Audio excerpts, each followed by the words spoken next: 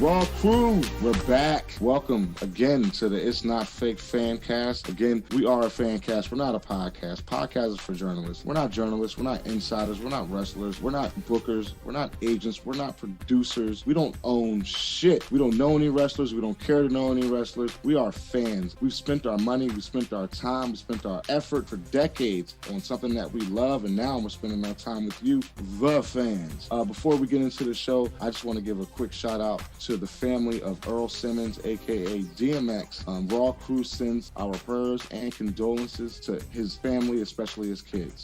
Now, we got a special episode for you guys today. We are recapping WrestleMania Night and 2 and the fallout from Monday Night Raw. Let's get into it. Malakimbi Jones, what's up, brother? Producer extraordinaire, content guru. You ready to go? I'm ready to go. Let's get into it. Let's get into it, man.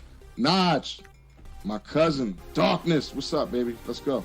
What's good? What's good? My tag team partner, Reg, aka Antonio Marks, the Marksman. We call him the Marksman because he's the biggest fucking mark in wrestling. He's a grown-ass John Cena fan, for Christ's sake. What's up, buddy? Let's do it. What's up, boy? WrestleMania 37, halfway back to normal with fans of half-assity in the building. Definitely made for a better show. Let's talk about it. And I am Ahmad, the Dark Show. And if you don't like my nickname, I will slap the nose hairs down your lip. Chimby, what we talking about first? Where we starting at, baby? Night one? Let's go. Night one, the match of the night, in my opinion. Bianca Belair defeats Sasha Banks for the Women's Championship. Yo, we kind of called this way back before the Royal Rumble even happened. We knew Bianca Belair was a star. Me personally, going back and watching I watched it live, the Mae Young Classic, which had Bianca Belair, which had Rhea Ripley in it. I remember watching, especially those two girls, especially Bianca Belair, and she was something like I never seen.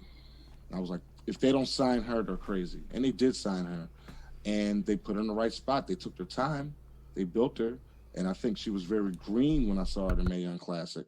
But all that culminated into WrestleMania. After she won the Royal Rumble, they built her on NXT. They built her on WWE program and even turned her face. And here we are. She main evented night one. It was a fantastic match, actually, especially after a match or two before that, which was awesome. They really showed out. Sasha Banks, kudos to Sasha Banks because she's a veteran. She's main evented pay-per-views before. She's fucking awesome. And I personally think because of her, Bianca Belair, was able to be her best. EST, right? She was at her EST at that point because of the work that Sasha Banks did during that match. Reg, what you think? I think that I was one of the people that wasn't fully sold on Bianca Belair when she started in NXT because it immediately seemed like she was going to be nothing but a Sasha clone of sorts. And I think that since she actually has hit the main roster, she broke out of that shadow like hugely. Wait, hold up. Let me ask you something real quick. Hold on. Let me stop you right there, man. You're saying she was a Sasha clone even in NXT? When she started, I thought I was to expect a clone of Sasha. Like she was another boss type, but she proved herself a boss on a whole nother level. Sasha was the boss with her character, her style, and like her in-ring prowess. Bianca was the EST. She stepped out as the EST and not the boss. It's more like the boss of bosses. That's where I believe she really came into her own. She is the ultimate warrior of the women's division. If you really want to come to me with my opinion on her, that's where she stepped out to her own. She's out gorilla pressing people, and she's showing all this energy and strength and a little bit of technical prowess. Like, so she's came into her own in a whole nother way to me. And like, I think she definitely deserved it. And, but while I'm on the top of the Belair, can we get right to one solid point of that match? What about that hair whip at the end? Who heard We that? didn't even get to that yet, man. Yeah, we was going to talk about that. I mean, obviously we was going to get to that. Let me go back to something you just said. You called her the Ultimate Warrior, or you compared her to the Ultimate Warrior. You made that analogy. She's a way better worker than Warrior ever wanted to be. If you want to compare WrestleMania matches of the Warriors, yes, I think this match, eventually we can put this up there with Warrior's match with Savage. But what I will say to your point is she definitely exceeded everybody's expectations. Even if you saw her in the Mae Young Classic and you were like, she's going to be a star, you had no idea she was going to reach this level of stardom. And I think like we talked about before WrestleMania. It's all about creating new stars, and they definitely created a new star the other night. Jim? Um, we all knew what was going to happen. That's what I'm going to say. We all knew that Bianca Belair was going to win that belt. There was no doubt in anyone's mind. We've been seeing it for months. I'm pretty sure that if she didn't win last night, we all would have been like, "What the hell are they doing again?" See, I So can't.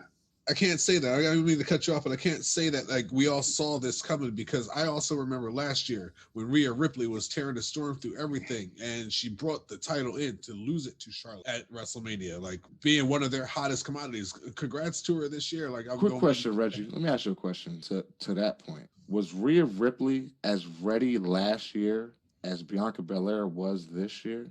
Are you going to tell me that after the back of that War Game she just did Fuck before War WrestleMania? Game. That was War it's a Games. gimmick match. Bianca won the Royal Rumble. Fuck War Games. Yeah, well, we don't even get into. I don't want to get into the Royal Rumble because so many people have been deserving of winning the Royal Rumble and have not. And Bianca was one of them. And Bianca was one of them. And they did the right thing. Not only did they do her correctly by giving her the belt, they gave those women enough time to showcase what they can really do, and they did it. And it was fucking awesome. Yeah, so I'm just saying the Royal Rumble, that doesn't mean jack anymore. After the year that Shinsuke and Asuka both won, it both failed. So don't give me that about. Everybody hasn't won the title after winning the Royal Rumble. Man, we can go back. That's why I said like story for another that's show. A whole other can of worms. So like I'm just saying, man, look. Yeah, ready she won when the you're Royal ready. Rumble. Congrats. So let me ask you this. Yeah, she was definitely ready. Let me ask you this. What? Let me ask you a question, Reggie. Was Shinsuke Nakamura as ready then as Bianca Belair is ready now? I think not. And I'm going to tell you why, man. When Shinsuke came over, yeah, he's a star. Very well known, very good wrestler. But his character didn't translate to this audience the way Bianca Belair's character translated. His little Prince routine coming out crazy, worked over in Japan. And I mean Prince like the singer, because that's what he reminded me of over there in Japan. It worked with them because they have a different culture, a different style. They expect different things. It didn't translate over here for him to be winning the Royal Rumble and to be winning the title at Mania.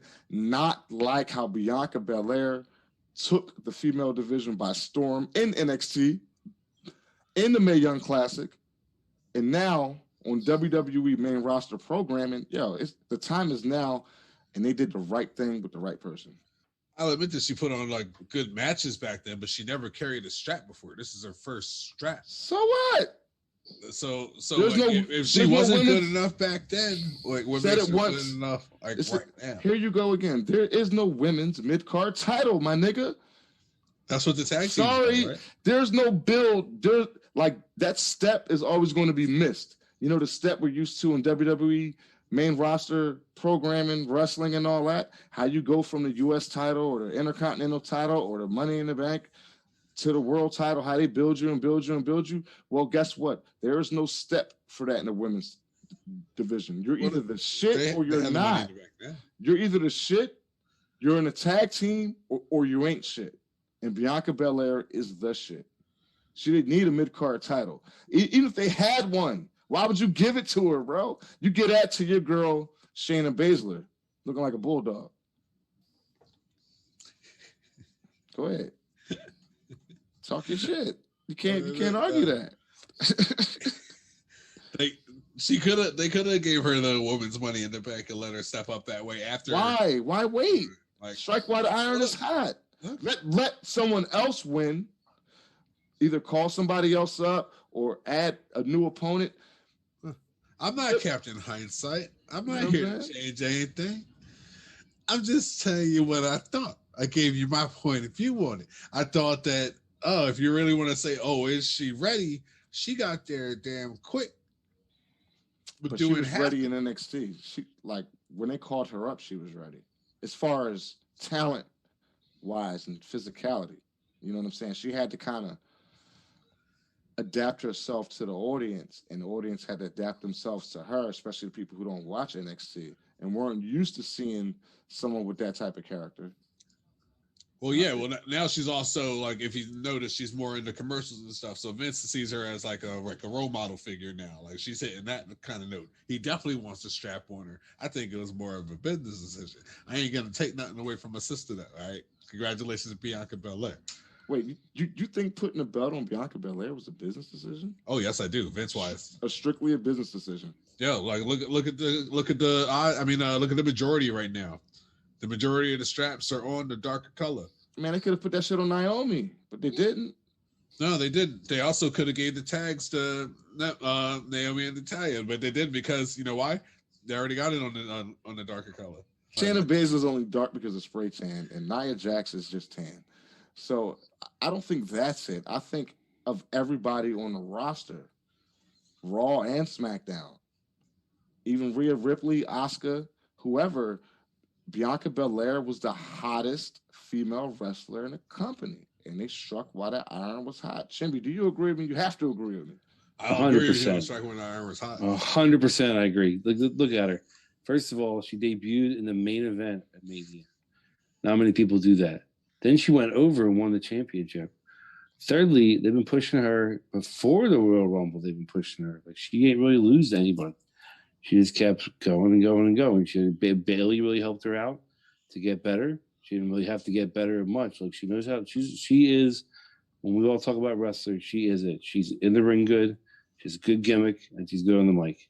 And that Mania, in my opinion, like people can say another match. I'm not going to talk about it yet. It's probably the match of this show, but in my opinion, this was the match of the show. That's how good it was to me. Notch.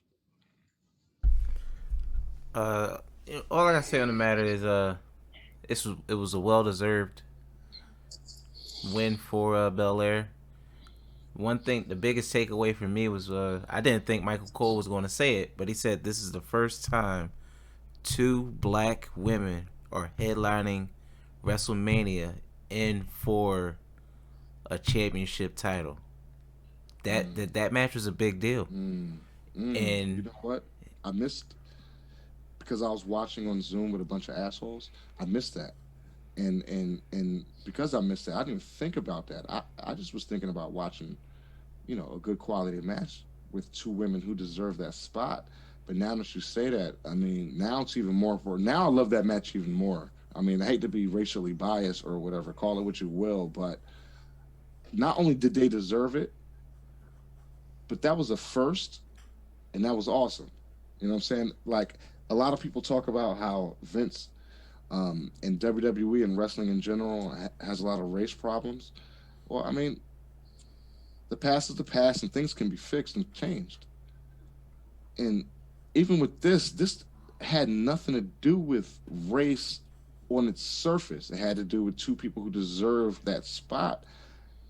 And those 2 people just happened to be 2 black women, and that just happened to be the first, and it just happens to be awesome. The match wasn't built around that story. Right. It was a legit match at the core it was a match between 2 fighters who's better, 2 athletes, who's the better athlete. That's at the core of what it was. They had respect for each other, and it didn't really get funky till like the go home episodes, but it was basically just 2 competitors who gonna lay it all out there on the biggest stage. That was the true main event of the weekend. But don't even say, like, seriously. That was look, what it was. It's groundbreaking. You will see a Lashley and McIntyre type match next year. You will see a match like a triple threat match with a legend next year. But will you see the impact that those 2 women have on young girls? My daughter watched that match. It was like, wow, because there were 2 women, her complexion, not only putting on a good match, but they was up there in front of everybody on the grandest stage. And I'm sorry, Reggie, that can't be a total business decision. I didn't say it's total business decision. It can't be. I mean, you put who's up there on Belair's level. She's young. She's a powerhouse. She got the look. She has charisma. Why not strap a rocket on her? She has And power, speed, technique, microphone skills. She has a great move set. She brings something different almost every match. She sells. she does Hey, like she even does her own attire. Like she's and again she's young. And if you need somebody, if you need a blue chip athlete that you're going to put your franchise on, or not even say you're going to build your franchise around, but it's going to be a cornerstone, why not do it now? She's young. She hasn't, knock on wood, no injuries. Go for it. And you know they flip flop with the titles anyway. So why not use this time between WrestleMania and either SummerSlam or WrestleMania and Survivor Series, and just Here we go. So I'm going to talk about. We're going to go backwards. We're going to do something new, and we're going to go to match number 6, which was Bad Bunny and Damian Priest beating the Miz and Morrison. This was my fuck that match rating of the night. So, as well as all of you know in the Raw crew, and all of you fans are going to find out when I give my fuck that match rating of the night on a preview or a prediction, that means I am not watching that bullshit. I don't have to watch it. I'm not a journalist. I'm a fan. So as a fan, I could be like, fuck that match. I ain't watching that shit. So go ahead, Reg, start us off with the match that I said, fuck that. I don't really got too much to say about this match myself. I mean, personally, I think Bad Bunny did a pretty good job standing his own in the ring for a WrestleMania debut for one, and one second his first match of all time, a debut in the ring. Like all he had was the move which he did repeat last night, which was a jump from the top rope onto Miz and Morrison on the outside. You know, at least he did his signature move. He did at WrestleMania. He won the match, and like you know what, it's just a better match for the celebrity wing than WWE's had in a good bit. So I'm not going to give it a fucking match rating, but I'll give it a strong C plus. Strong C plus means fuck that match. Go ahead, Chimmy. So I give that. I really like that match. I knew a lot. I didn't think. Well, here's why. Give me a minute. I didn't think much of it. Like, all right, this match is going to be just something. And then you see like Bad Bunny doing Canadian destroyers on the floor, and he's jumping off the rope. You're like, wait, what? What's this about? So Wait, Chimmy, quick note. 69-year-old 68-year-old Ricky Morton can do a Canadian destroyer. So let's just go ahead, continue. all right, I get you. But this is a guy who's not a trained wrestler. You know what I mean? He's just some dude who does music, who's an artist. He's not a trained wrestler. Ricky Morton's been wrestling for years and years and years. So it's completely different. And I don't know. I did the match. I thought the match might bother me like this is crap, but I was actually more focused on that match than a lot of the other matches on night 2 and some on night 1, just a few. So that's what I thought. I thought that match was like B minus. You know what I mean? They still did some things with Damian Priest and Miz and Morrison. You know, they're probably 2 of the top seller guys in the business. You want to wrestle those guys. They tell you like, yo, we got Miz and Morrison versus you guys on match number 4 WrestleMania. You're like, yeah, here we go. Gonna look great. These guys are gonna make us look like $1 million. So I like that match. I enjoyed the match, honestly, mainly because I missed that match because I looked at it as a smoke break match, go make a sandwich match or whatever. But hearing first, you know, I heard he did a Canadian destroyer, so I have to see this. So I actually watched the whole match. That Booker T song, that beat knocks. I ain't gonna lie to you. First time I heard it, I'm like, yo, this dude entrance music is not nice. Turn out it's the Booker T joint that he got. It's a typical celebrity match. You knew the heel wrestlers was going to carry the celeb. If you notice, there was no big offense from Miz and Morrison. It was most kick punchy. You let the celebrity guy look like the million bucks, and everybody go out, make their money, go out, have drinks afterwards. I didn't expect much, so I was thoroughly surprised when I seen effort, and that's all you want out of a celebrity is at least effort. If you're gonna take somebody's spot, at least take the thing serious and try to put effort into your performance. Preach, brother. He tried to Yo, so let like. me ask y'all. What's up? Let me ask you and Chimby a question, Naj. And this is to both of y'all. Listening to you guys, because again, this is my fuck that match rating of the night. I didn't watch it on purpose. I actually turned the basketball game on during this match until you guys on the Zoom said it's over. So I want to ask you this: judging by everything you just said, where do you rank this match? At least in recent memory, with some of the celebrity matches we've seen. Now, in my opinion, Floyd Mayweather probably had the best celebrity match out of anybody, and you could circle back to Snooki and a bunch of other celebrities. You had Snoop come in one year. You had Jeremy Piven and all these guys. So, are you saying WrestleMania or just in general of No, wrestling? WrestleMania. No. Well, you know what? Either. Because you guys are talking about All it right. like this fucking dude was fucking Brian Pillman or somebody. No, but he actually. I mean, for a celebrity, like what did you expect out of celebrity? I'm not sure what And is your. watch the match. I'm just saying. I'm not sure what is your threshold. You know, it's Okay, a so celebrity. Hold on, bro. You know, it's a celebrity, so you shouldn't really expect much. So when they kind of clear that bar of just, hey, I was expecting a couple kick punches with a bad boxing form and maybe a drop kick, but when they actually take one, no matter who you are, it takes some type of heart and courage to go up to that top ring and trust that those other people are going to catch you. So for a celebrity to do that, go up on the top ropes and do a jump, that's one thing. And then the fact that even to try the destroyer, that's another thing. They won. What was that? He did a cross body off of Damian Priest's shoulders. Yep. That's from the top rope. So I mean, what more do you want? It could be L. You could have it be bland, like L. Not bland, but pretty cut and dry, like LT and Bam Bam, where it was just elbows and maybe a power slam here and there, or it can be an unexpected acrobatic move like Snooki. Because other than that, I don't think she did much. But if and also if you want me to answer your question of who was probably the best one for me, I would say Pat McAfee. no. Hmm. Well, okay. I'll give you that one. I'll definitely give you Pat McAfee as far as overall.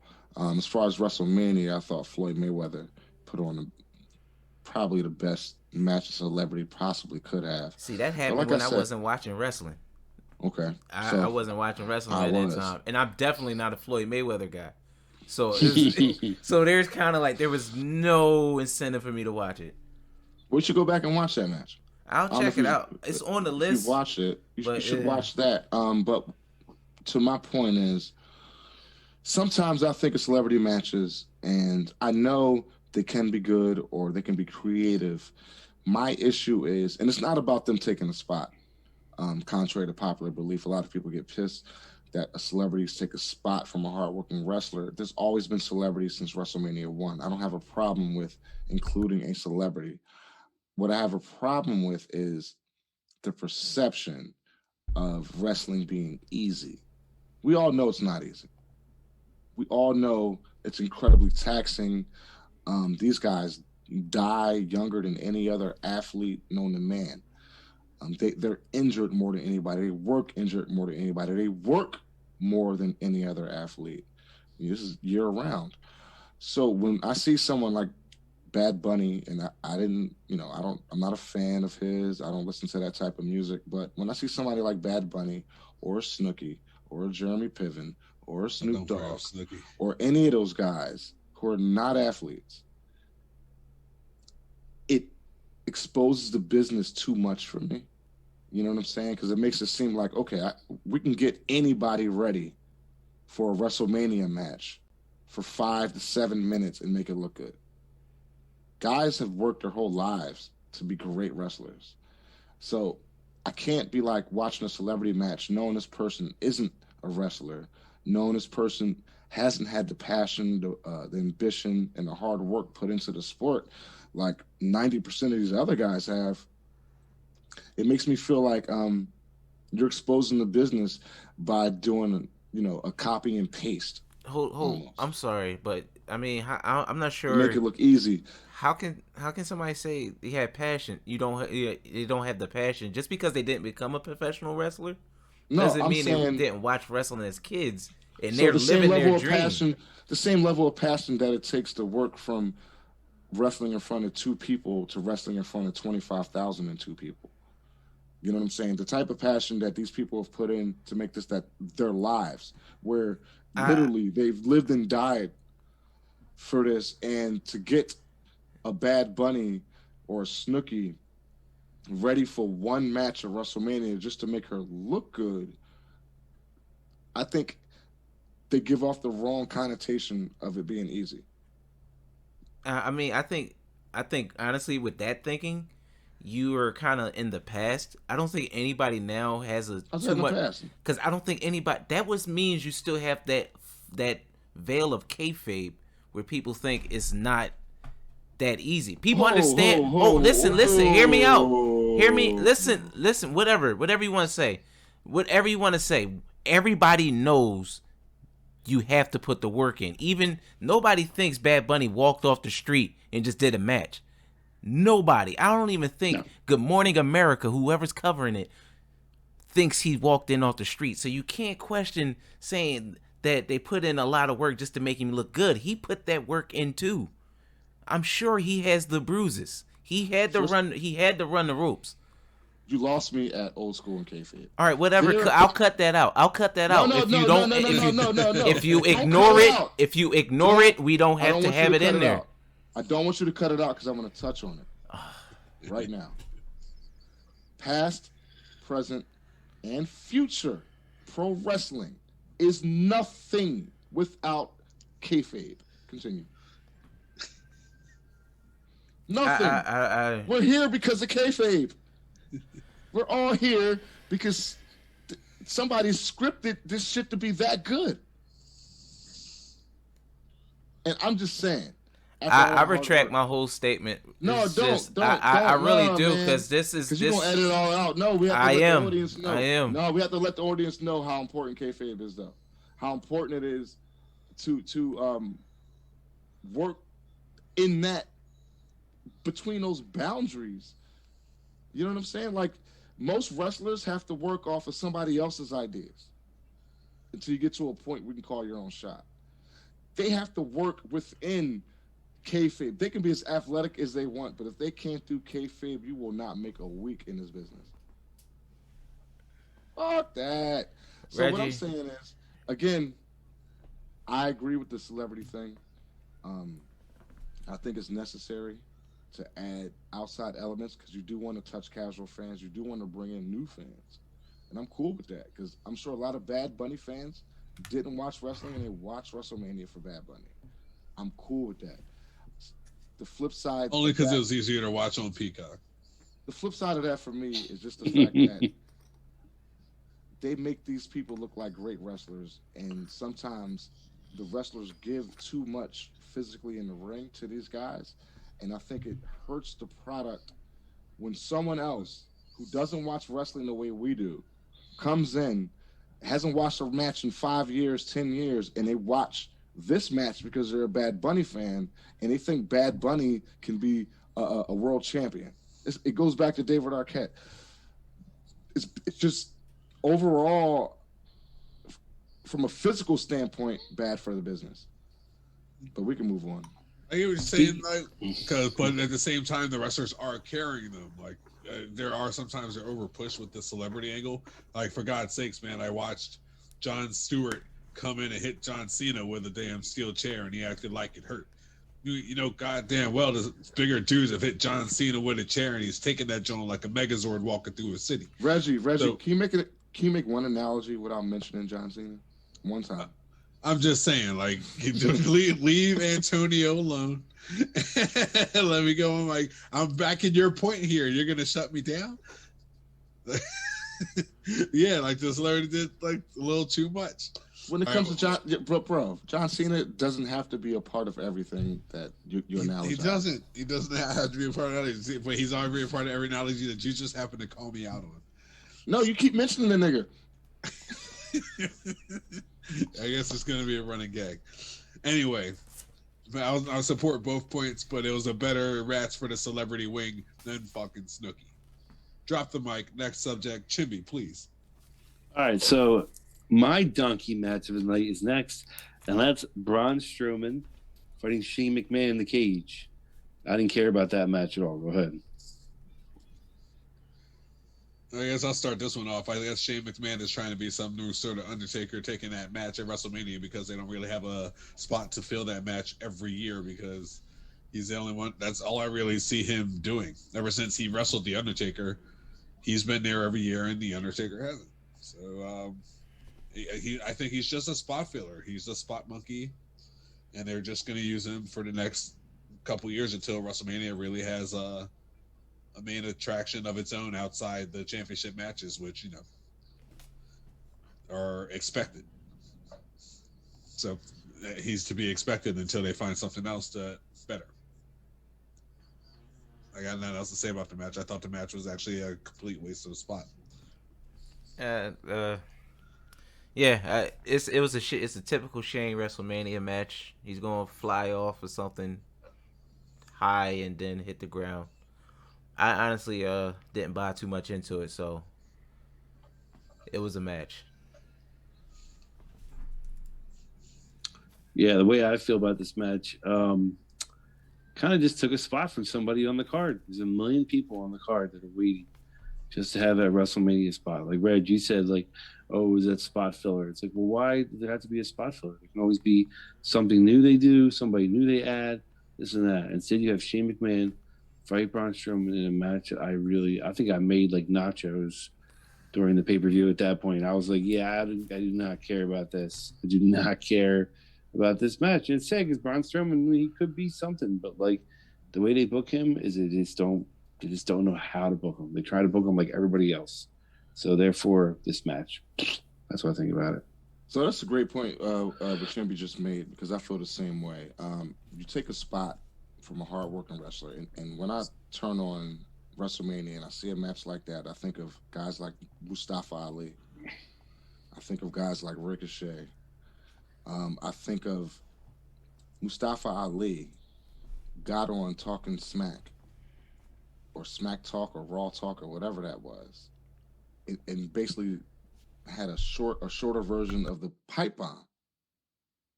I mean, he dropped a pipe bomb. They could have built off of that, even if they built off of it slowly. They could have built off of that all the way to some kind of WrestleMania match. They could have brought some kind of storyline along with that. Yeah, they broke up the fucking Retribution. That meant nothing. That whole faction meant nothing. That story meant nothing. What meant something in that whole thing was Mustafa Ali. And then you got probably one of the most talented wrestlers in the last 20 years in Ricochet. And what the fuck are you doing with him? Nothing. And you put on Shane McMahon versus Braun Strowman, a match that you've literally built for 5 minutes.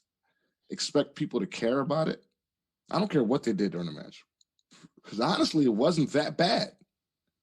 They did a lot of shit. The cage started falling apart. It was kind of crazy at some points. And again, Shane is a spot monkey, and that's what he's there for. He's there to fall off of shit, get thrown around and lose. But how many times are we going to see this movie?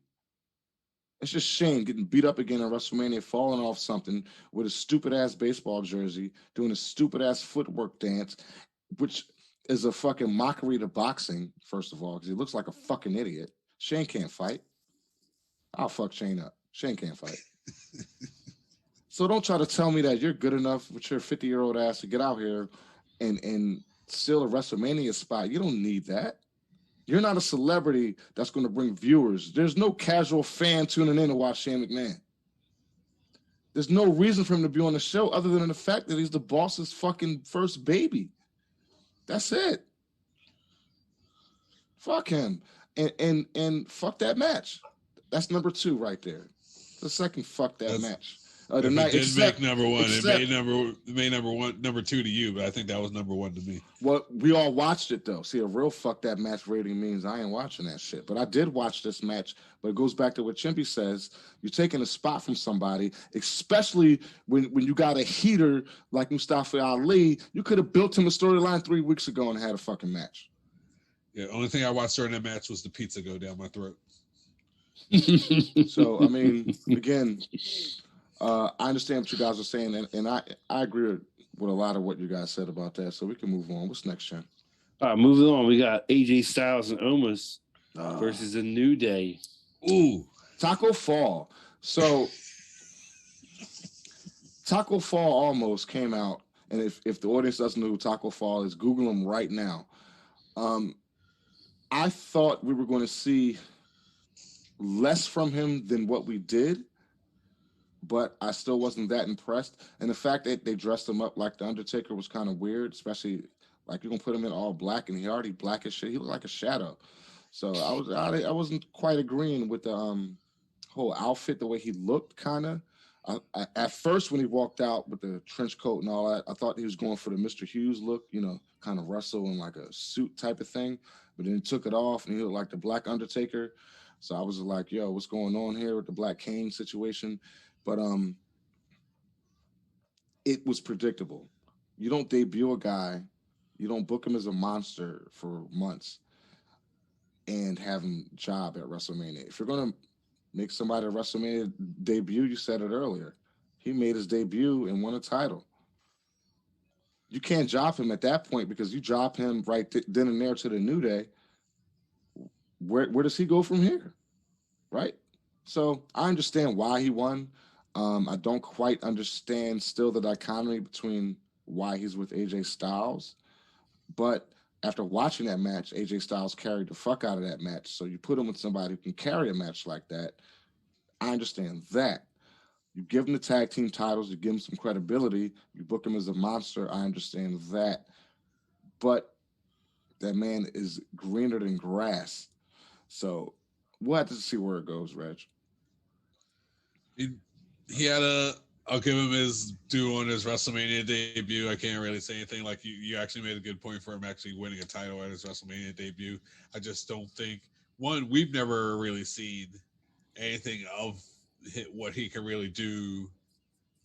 Like period. He really didn't show like a lot of his skills last night. Like everybody knows him more as a basketball player because I mean 7'3", that's definitely where he's built from. He's dealt from slamming on balls. Now he's slamming balls. So it's a very good transition from there. He's already got the build, the strength. I don't understand why he's with AJ Styles either. And I still my main problem with this match is still like its existence, because I think this was put together 3 weeks before WrestleMania at the cost of the Hurt Business. So I'm still very affected by that because I think it was the dumbest thing. And I actually read onto the line today that Bobby Lashley and MVP begged for that not to happen. So I got like a little personal feelings about this match. But congrats to Omos and AJ at the cost of the New Day too. So that's another thing I want to get into. Why are the Raw Underground unemployed? Have such a great WrestleMania, but I'm not going to get into that too much because that involves night 2 as well. So I'm just going to drop it right there. That's definitely it's not my fucking match of the night. I just didn't care for it. I really didn't.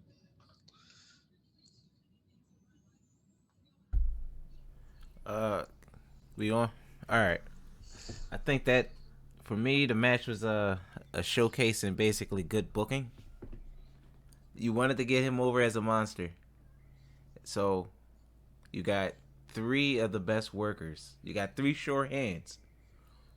Walking through the match, you seen it was mostly Styles and the New Day playing keep away for a hot second, which kind of confused me because if you look at it, the New Day was working heel, kinda, and Styles was like the babyface in peril, which was weird. But other point is They meant to get him over as a hit, as a big force. I'm talking about Omos. So they did that. I will give Kevin Dunn one bit of credit. It was one shot when Omos first came in. He knocked Kofi and Xavier down, and it gave you that shot of it was between the lower and the middle rope, and it had Omos in the middle, and it had Kofi and Xavier looking at each other like, "Yo, how we gonna take down this giant?"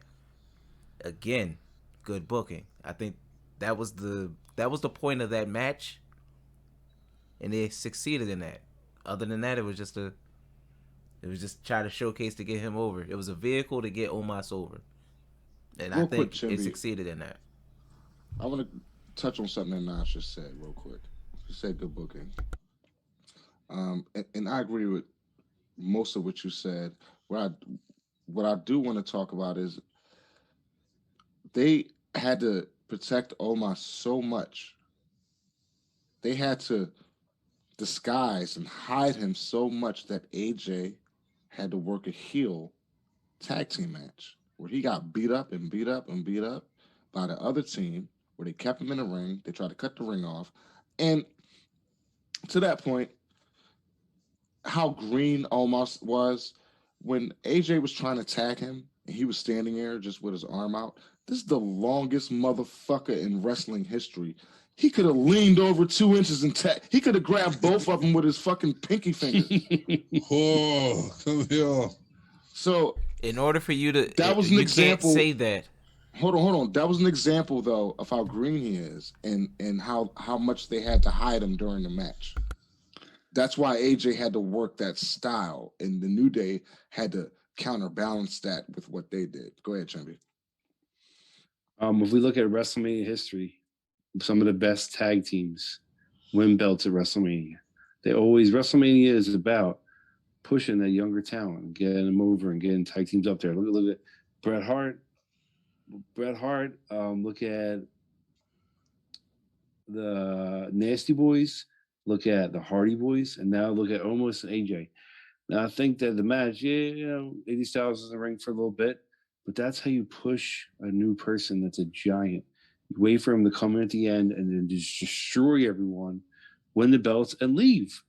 And that's what they were trying to do with Mania this year. They were trying to have one tag match. It was probably one tag team title match. It's probably one of the match of the card that people kind of remember, almost just destroying people and leaving. That's what he's there to do. If you're going to start pushing young talent, you got to make them look good. See, I got to chime in on that point because, like you just said, a very strong statement right there. You're putting these boys up there with some of the best ever. Like, and I want to point out that these Greenies as a tag team, because AJ hasn't been a tag team champion in WWE at all until this point. Almost nobody knows who he is at all. And you want to talk the best tag teams in WrestleMania? They just took the belts from the best tag team that existed. In my personal statement. Bro, I know you just didn't compare fucking Omos and AJ to the goddamn Hardy Boys. I'm just saying, these are teams that have won I'm saying, tag team titles at WrestleMania. Negative. On the same list. You want to talk tag Negative. teams? Me and my tag team partner here going to chime in on you. Like, That's that fine. was no. Negative. I'm not following that, bro. Look, Omos has never wrestled. He's won a tag team title at WrestleMania. You push a young team that's already been established somewhat. Now, I understand what you're saying. You push a new guy, especially a monster, you make him look like a monster and put him in a fucking singles match. Let him squash somebody. He must be that green. They had to invent this dumbass storyline just to make this happen. That's all I'm saying. Go ahead, Chimby, if you had something to finish on that. No, I have nothing to finish on. I like that. Let's go. Let's move on. Let's get to the match we all want to talk about. Oh, yeah. Cesaro versus Seth Rollins. Woo! MOTY. Match of the year, man. Look, we're in April. I know it's only been 4 months. There's been no better match on a bigger stage or even the same level because, we've had Wrestle Kingdom. There's been no better match this year. I mean, I think people were expecting a great match. I think everybody who knew that this match was going down was expecting two of the best to put on a great match and potentially have the match of the night or potentially the match of WrestleMania. In my personal opinion, they exceeded that shit. Those guys put on a match for the ages. This is some history has to go by, some time has to go by, but we're going to look back on this match 5 years from now, 3 years from now, 10 years from now. This is going to be one of those all-time great WrestleMania matches, Reg. It is. It's going to be up there like with a match that everybody really got passed over at WrestleMania 35, which was or in AJ Styles. You know, like there wasn't no championship. Just two of the best out there, like just really getting a chance to do their thing. Like the company did a smart decision, not wasting two of their best talents. And you know what? Just put them in a good match together. We don't need a title. Like we can set up just a small little rivalry. The fans knew what to expect when they knew that there was a one-on-one with this. Props to Cesaro getting his first one-on-one WrestleMania match. Props to Cesaro tearing down the house in his first one-on-one WrestleMania match outside these stupid Andre the Giant Battle Royale. Nothing against him. He put on a showcase when he did that too, picking up the Big Show, walking to the edge of the ring, and then just dumping him out like a piece of trash. I remember that. That was awesome. Not only Cesaro could do that, but he still didn't get the respect from Vince at that point that he got this year, and I'm glad he did not waste it. Hey, Reg, I've watched 37 WrestleManias. I can count on less than two hands how many times I stood up and clapped in my living room after watching a match. Cesaro versus Seth Rollins is one of those times. Chimby, what you think about it? If the main event wasn't as good as it was, this would have definitely been my match of the night. But this match was insane. It was so hard to be close to get. Sorry. Stop. As much as I enjoyed Bianca Belair versus Sasha Banks, as impactful as that match was, even going back to what Najee said. I don't want to hear about your impact during that match. Are you going to fucking... I wish I had some impact during that match. Are you going to tell me right now to my face that Sasha versus Bianca Belair was a better match than Seth and Cesaro? Explain that shit, bro. To me, yes. But here's why I like that match better. There was a lot more going on during that match. People were flying all over the place. As opposed to this match is more technically sound, you know what I mean, using signature moves and everything, but like it would have been okay, here's how this match takes it to be the match of the night is you give Cesaro a chance for that belt. That man needs it. Like he didn't like this match, we knew it was all gonna be. We knew going in it's all gonna be good. That's why I picked the other match, because I didn't know what that match was gonna be. I know how good it was gonna be. Or if they were gonna flop or fall or anything like that. This match, everybody knew was gonna be the match, be a great match. It just Cesaro could have been in any one of the championship pictures. You know what I mean?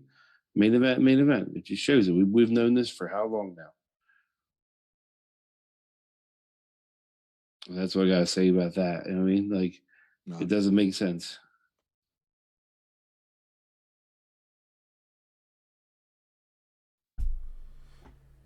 Nah, I thought the match. I mean, it's like Chimpy said. If the journey takes us to having Cesaro actually win a main, an actual title, not intercontinental or anything like that, I think he needs a world title, either brand. This match had more of a real sport feel, especially with the end of how Cesaro. I expected him to have legit like the New Japan ribbons flying down. He'd get a trophy because that's how big of a win that felt just for him. It felt like a groundbreaking win, but I think they need to build on this, and it has to result in him getting his hands on the belt and at least give him a summer run. Give him the belt at Backlash, or I don't know how, but he needs the belt sometime. Give him a late summer run or a fall run, something. But we're talking about taking the belt from the big dog, because you remember he is a SmackDown superstar. So could be the one to take it from Reigns. This is what I was going to say. I don't know how you get it on it. I'm just saying, as much as we hate to say it, transitional champions, at least give him a good 3 or 4 months with the belt. Just so, same way you had Kofi, it's The that gender notch. It's that extra button for a Hall of Fame career. That's So what I'm I'm gonna trying to say say. I'm gonna say a couple things that what not just saying. First of all, on the last thing you said, you're basically saying give him the gender push, right? Give him the Jinder Mahal push and see what he does with it, right? A No, little bit. Jinder Mahal's push was that, Reggie. That was That was business. for business. Jinder Mahal was for business. But I'm not I'm saying the talk. reason. I'm not saying the reason is the same. I'm saying the I was for same kind international of. bucks. I I'm get that. saying the same kind of run Well, yeah, it's that the same. Then Jinder's you can say on, the same thing with Kofi. because that's kind of a transitional, right? The little test run. Yeah, To your other point, so if say scenario, Cesaro comes off of this, say he wins Money in the Bank, say he cashes in at some point after that, and wins the title. Do we go back and look at this match as more important than if nothing happens after this? Or can we just look at this match in a vacuum and say this was a great moment for him, for his career? It was a great moment in WrestleMania history. It'll go down in the annals of one of the great WrestleMania matches, regardless of what happens after or before. I think you can. I think you can do both, and I think honestly you can do that with a lot of wrestling. Like you remember how CM Punk title reign went, but you remember the build up to it in that match at Money in the Bank. Just because of how the journey ended, how it ended, doesn't mean that story wasn't good. I mean, but yeah, if nothing happens, does it take away from that match? No, I just said yes. You can look at it both ways. If he actually, let's say you go through your hypothetical, somewhere down the line he wins the title, you will look at this as, oh, this was a turning point. This was that step to the next level. If not, it's just a solid, damn good WrestleMania moment, and that's how you will look at it. The way I put it earlier, I think they just got to strike like while the iron's hot. You know what I mean? Like they can't wait. They can't let this go to waste. Man, damn. See, that's hard to say about Cesaro because the iron been hot like a motherfucker before for him. Yeah. But as far as they go, WrestleMania is as hot as you get. So if they don't capitalize on that right now, it'll give him some kind of serious push after coming off like a clean one-on-one win, clean multiple-time WWE Universal Grand Slam, all the accolades champion. Then, over CrossFit Jesus, no less. Yeah. So where does he go from there? Because shit, you might as well put your head in the sand like an ostrich and hope that AEW sees your ass sticking up and picks you up because. Here you go. You always want people to jump companies, Reggie. Stop that shit, bro. It's not about that. It's not about that. But are you gonna disagree with me right now that if Cesaro don't get this push, he should look elsewhere? Depends. Didn't he just re-sign a new contract? As a money person, again, I'm about to bring that up. Exactly, Najee. Some guys like to get paid. He's doing what he loves already. He's on TV every week. He's putting on great matches. He's wrestling with some of the best guys in the world. We're going to remember him for the rest of our lives, and he's making millions. Maybe he's okay with what's going on. But us as fans, because this is a fan cast, we want to see Cesaro get his just. We always want to see a great wrestler get their just too. We always want to push and push and push like, hey, this guy deserves this. So we did it with Daniel Bryan. We continue to do it with Daniel Bryan. We've done it with other guys over time. I mean, at what point do we take into account maybe he's content? Because if he wasn't content, and if it wasn't about the money, he wouldn't have resigned recently. Just like Dolph Ziggler. No one can say he's not content. Like at the same time, he is slowly building up his accolades. His resume is getting big. He's got a Kofi type resume. The man's been multiple time. Thank God tag team champion. John Cena type of resume. Oh, come on, man! I'm not gonna like everybody to John Cena because not everybody took the multiple tag team championship route up. Kofi did that, and in the meantime, he was getting those little singles mid-card titles, but yeah, he's still stacking up like the That's tag team. Like no one could touch Kofi on that.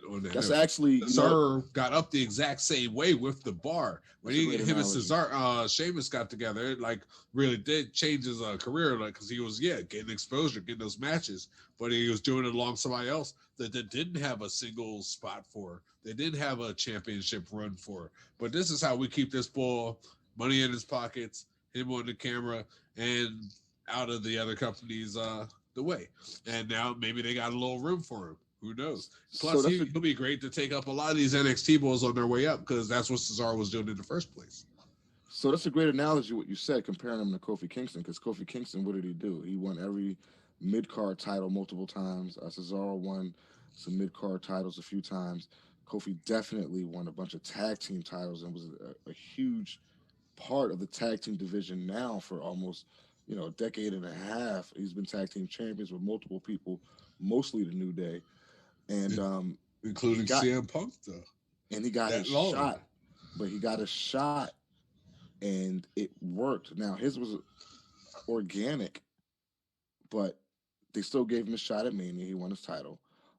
So now are we at that point with Cesaro, where now because of this match, it's going to be an organic push from the fans, which is going to force the WWE's hand in similar fashion as Kofi Kingston, in similar fashion to the Yes movement on a larger scale.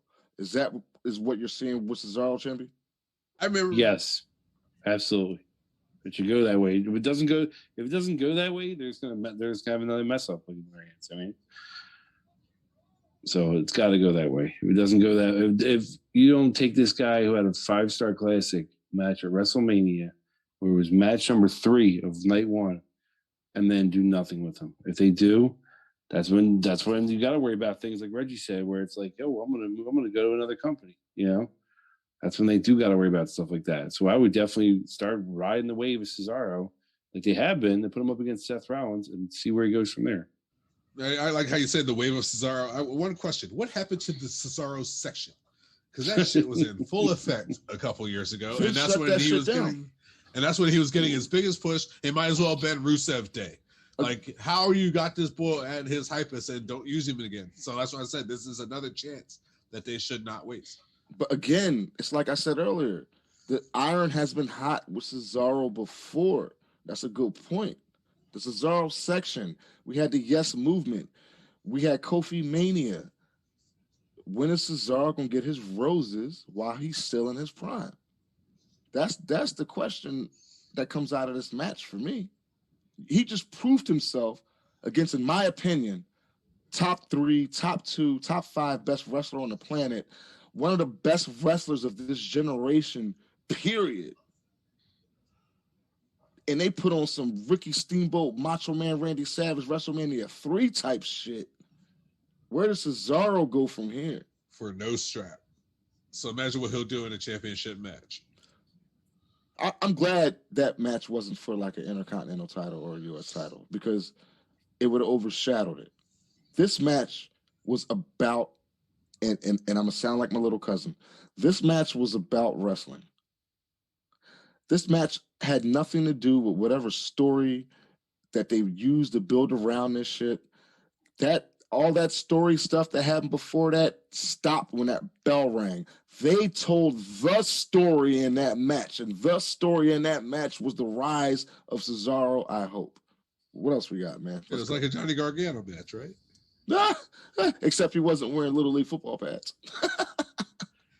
All right, match number 2 was Natalya and Tamina winning in that big Divas tag team match we all saw. Does anybody speak about that? This one off? Because I will. Look. I love both Natalya and Tamina. Okay, you guys know how I feel about Nia Jax. You guys think that, or you guys know that I think Shayna Baszler looks like Matilda, the British Bulldog's dog. That said, this was not a bad match, even though it didn't make a whole lot of sense. It made sense to have Natalya and Tamina win the gauntlet. Reggie made a good point before we watched the match that we got a 3rd generation and a 2nd generation wrestlers together. They're also very helpful hands in the back from training these women. I'm sure they had a hand in training both these women. Um, and they put them over. They put their trainees over. I think the point of them winning was you still have to build Nia Jax, Shayna, even though they had the title for a while, you still want to build them as consistent, unbeatable characters because that's how they kind of pumped Nia Jax. And then Shayna Baszler was a monster. She was a monster in NXT. She ran through that roster. So they want to keep that going. Like, no matter who it is, y'all can't beat these two. So that made sense. As a fan, though, because this is a fan cast, fuck Nia Jax.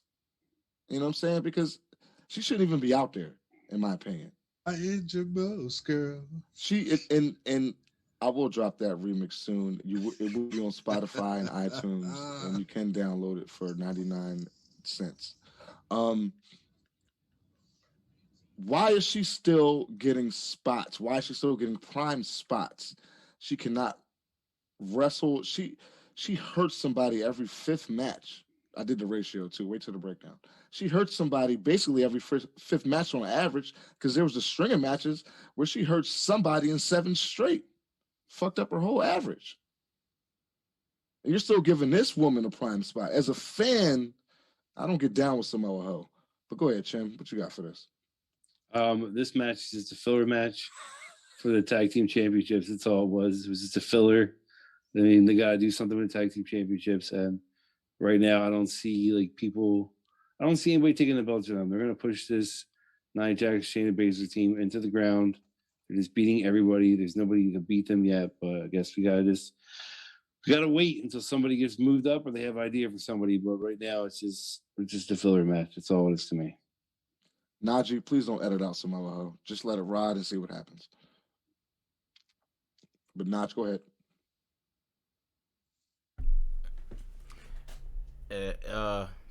Yeah, it was a filler match. I didn't pay attention to this. Neither one of them. So can we agree that between NXT and WWE, the women's tag team matches, outside of my fuck that match tonight, the women's tag team matches were the law of both events, and it just goes to show no how piss poor WWE's women's tag team divisions actually are. I'll take that statement back. I'll take the statement back. The highlight of all that was the Riot Squad. I will say this: if you're an anime fan or if you watch Dragon Ball at any time, they had one. We're talking about wrestling, and you're going to say nerds, please. So the difference between nerds and marks, man. It's the difference between nerds and marks. Not at all. It's the difference between nerds and marks. Not at all. At least once Go for ahead. sure. Not at all. So now go ahead, finish your point. There was that corner moment where they did their tag sequence, and it was like they rattled off almost like 4 moves, consecutive tags, and it ended with like I think it was Nia Jax on Liv Morgan's knees, and Ruby Riott jumped off and jumped on Jax, and then it went for the pin, and Nia kicked out. It was one of those, like, if you watch Dragon Ball, a last ditch effort, try something, and then the bad guy just brushed it off and like, all right, now it's my turn, and then the match just went downhill from there. I thought that was the highlight of the whole thing. They booked the Riot Squad as an actual team. They may have lost, but if you looked at it, that was the only one that actually looked like a team. They had the attire, Harley Quinn and Joker. They actually had tag team sequences, and we know they have the chemistry, but nothing's going to come of it. So we touched on this the other day, man. I said how there are so little actual tag teams in the women's division of WWE. Let's forget NXT. Like, let's just talk about WWE on their own. Then they shut down half of that by making NXT their own women's tag team titles. You remember we touched on this like during our last show. So like, I 100% agree with you right there. Riot Squad should have been up there as that tag team because they're the only legit tag team that exists. But that's just not how WWE does things. So if you're going to stay with these Reg, you picked tandems. Tamina I and picked Natalia to and win. Tamina. So like yeah, like but if they're gonna do these tandems, let's go with like more of a old school faction, but not even faction, just more of a legacy type. Like we know why these two are there. Like all right, let's see what they can do. And I just want to point out, it might have been like maybe a little filler match of the whatever you want to call it, but Tamina looked the best I've seen her in a bit as far as like her ring skills. She's showing her real Samoan side now. God, Reggie.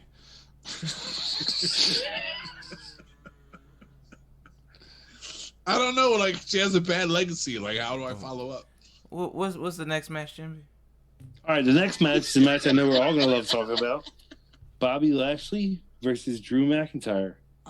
See, now I think this was the most important match of the night. It may not have been match of the night, but and we'll get into Raw later on. At the time of us watching night one and Bobby Lashley going over on Drew McIntyre clean, the way he did and the way that match was laid out and broken down, that is what us as fans were looking for from Bobby Lashley. I think we've been waiting years to see this Bobby Lashley. Yes, he was ECW champion. He's had some WrestleMania spots. But this right here solidified his legacy, to use that term again, Reggie. This solidified his legacy and his history in this company and his history as a wrestler. I think this match is what's going to eventually get Bobby Lashley a guaranteed Hall of Fame spot. He showed the company, he showed us, he showed the world that he can carry this company, that he can be a flagship type of guy. And he's perfect. You know, not even the fact of this day and age in the way the pulses and the temperatures of the nation, but just the fact that he can talk, he's presentable, he's very educated, he's 100% American, obviously. He's from the armed forces.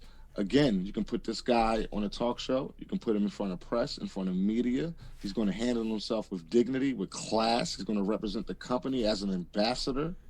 You give him the WWE title, the most recognizable world title in the history of wrestling. And you have him beat somebody that's gotten the enormous push that Drew McIntyre, where we all thought Drew was taking the title back. I personally think, just like Bianca Belair, the only difference is Bobby's not a new star. They just solidified his stardom, Reg. He's definitely not a new star. Everybody knows Bobby Lashley. If you've been watching MMA, if you've been watching TNA, if you've been watching WWE, the name Bobby Lashley is like out there. It's just why it took him so long to get to this height. Who knows? But I'm glad they're running with it. I'm glad, like, hurt business or not, that strap is still around his waist. He got that match, and he did beat Drew McIntyre clean with the hurt lock, and to make this guy pass out, who they've been pushing heavier and heavier and heavier since pretty much since they gave him the WWE title back last year at WrestleMania, and to really shut that down and solidify yourself as like the top guy that nobody thought you would ever be. Congrats to Bobby Lashley, man. I'm happy for him. And where they're going with this, who's next for him after WrestleMania Backlash, or hopefully he makes it through WrestleMania Backlash. We're not going to get into too much into the future, because it's not really set in stone yet. But props to Bobby Lashley, man. Props to Bobby Lashley on this one. What you got for me, Tim? What I got for you is I'm really happy what they did with this match. This match was the first match of the night, and usually when that happens, I thought some BS was going to happen, some silliness. Even I know people want the Hurt Business to get back, but I feel like if you do that at a WrestleMania match, it's going to make things look bad for Bobby Lashley. It's not going to make him look like a star. You know what I mean? He had to have two people come down and help him win the first match, So I was happy they had the first match, and then he went over clean, but not even better than that. He took 3 Future Shock DDTs, 3 of them, and then still won the match. It was great. It doesn't really matter who wrestles him next, because I'm happy that they didn't do the whole Drew McIntyre thing. and give Drew McIntyre his big pomp and circumstance celebration of WrestleMania. Like, no, we spent enough of that with the whole last year. I think it's time to move on. Hopefully we can go to a show and see Bobby Lashley, and that's what I'll be more excited about. You can see that because I really love what they're doing with them. Keep pushing them. Don't let anybody beat them right now. You don't have to ruin anything with that. Gotcha. I had to watch that match twice. The first time I watched it, I was totally under the impression that Vince was going to screw Lashley over. So I honestly was doing other stuff. I sat out. Yeah, I went out, had a smoke, came back in, made me a plate, had something to drink. I'm still keeping an eye on it from the kitchen, but I'm like, I don't want to see my man go down like this. Like, I seriously thought Vince was going to job him out, build him up just to feed him to McIntyre. But when I actually seen that McIntyre not only lost, he passed out. My buddy of mine said this once Lashley won the title against The Miz. The only way you can make Lashley look strong is if he taps McIntyre at WrestleMania. If not, all this has been for nothing. And as soon as the bell rung, my buddy called me and was like, I can't believe they did it. Because if you know the history of this company, they let you get but so far, and they actually strapping a rocket on Lashley. And this time he seems, like Marty was saying, he seems ready for the task. Last time he was young. Now he's seasoned. He got more life behind him. He's ready. I was just happy. And then also, did you peep the almost full circle of it? 2 years ago, MVP was in a bar watching Kofi win the championship, crying with Shad Gaspard. 2 years later, he's in the ring celebrating with Lashley raising the title, another black champion. Duh. Amazing. Damn straight. Yo, and Najee hit the nail on the head. I was worried because, and hindsight is 2020 though. I'll say that because Lashley he beats the Money in the Bank cash-in winner on a non-pay-per-view. He doesn't get a chance to defend his title at Fastlane. This was his first title defense. So to job him out and have him drop the title at WrestleMania to Drew McIntyre, I was worried about that because that would have diminished everything since the beginning of the Hurt Business. It would have just wiped it all out. But they didn't do that. Not only did they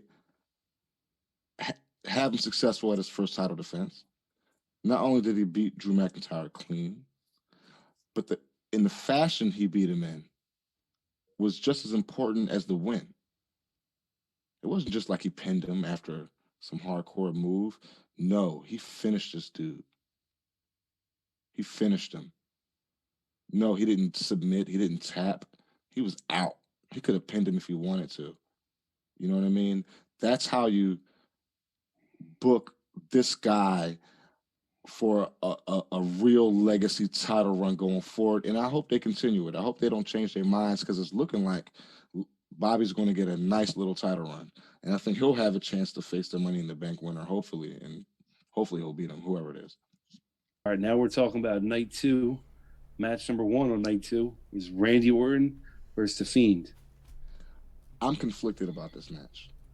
I remember I had logged in with you guys a little late, and I had first missed it, but then I had a chance to watch it during a little mini intermission portion of the show that they had. No, actually, I watched the match while you guys were watching The Miz and Bad Bunny. So I'm conflicted about this match because it depends on where they're going after what happened. Okay, at first, when you watch the match, you're like, damn, they job Bray Wyatt out again. How could they, in their fucking right minds, do this to this man again? Like, really? Like, They didn't see what they did before. You know, the definition of insanity is doing the same thing over and over and over again, expecting a different result. They've been doing this with Bray Wyatt since day one, man, since the Wyatt family. Push him, push him, push him, push him. Scary, eerie dude. Fucking, they're fucking everybody up all over the place. And then you job him out on a huge show.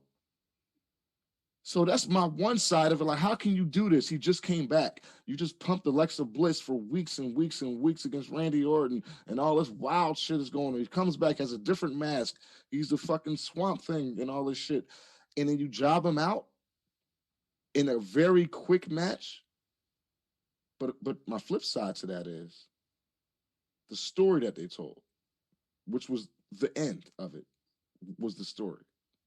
Because they kind of tricked us watching that match, thinking like, okay, this is the story of this match overall. Like this match overall is the storyline. No, in my opinion, the story came at the end when Alexa appeared again with the fucking black shit pouring down her face, and the Fiend was enamored by it in some way, or he was taken by it spiritually, which would allow the RKO out of nowhere. Historically, you catch the RKO out of nowhere, you get in a 3 second sand.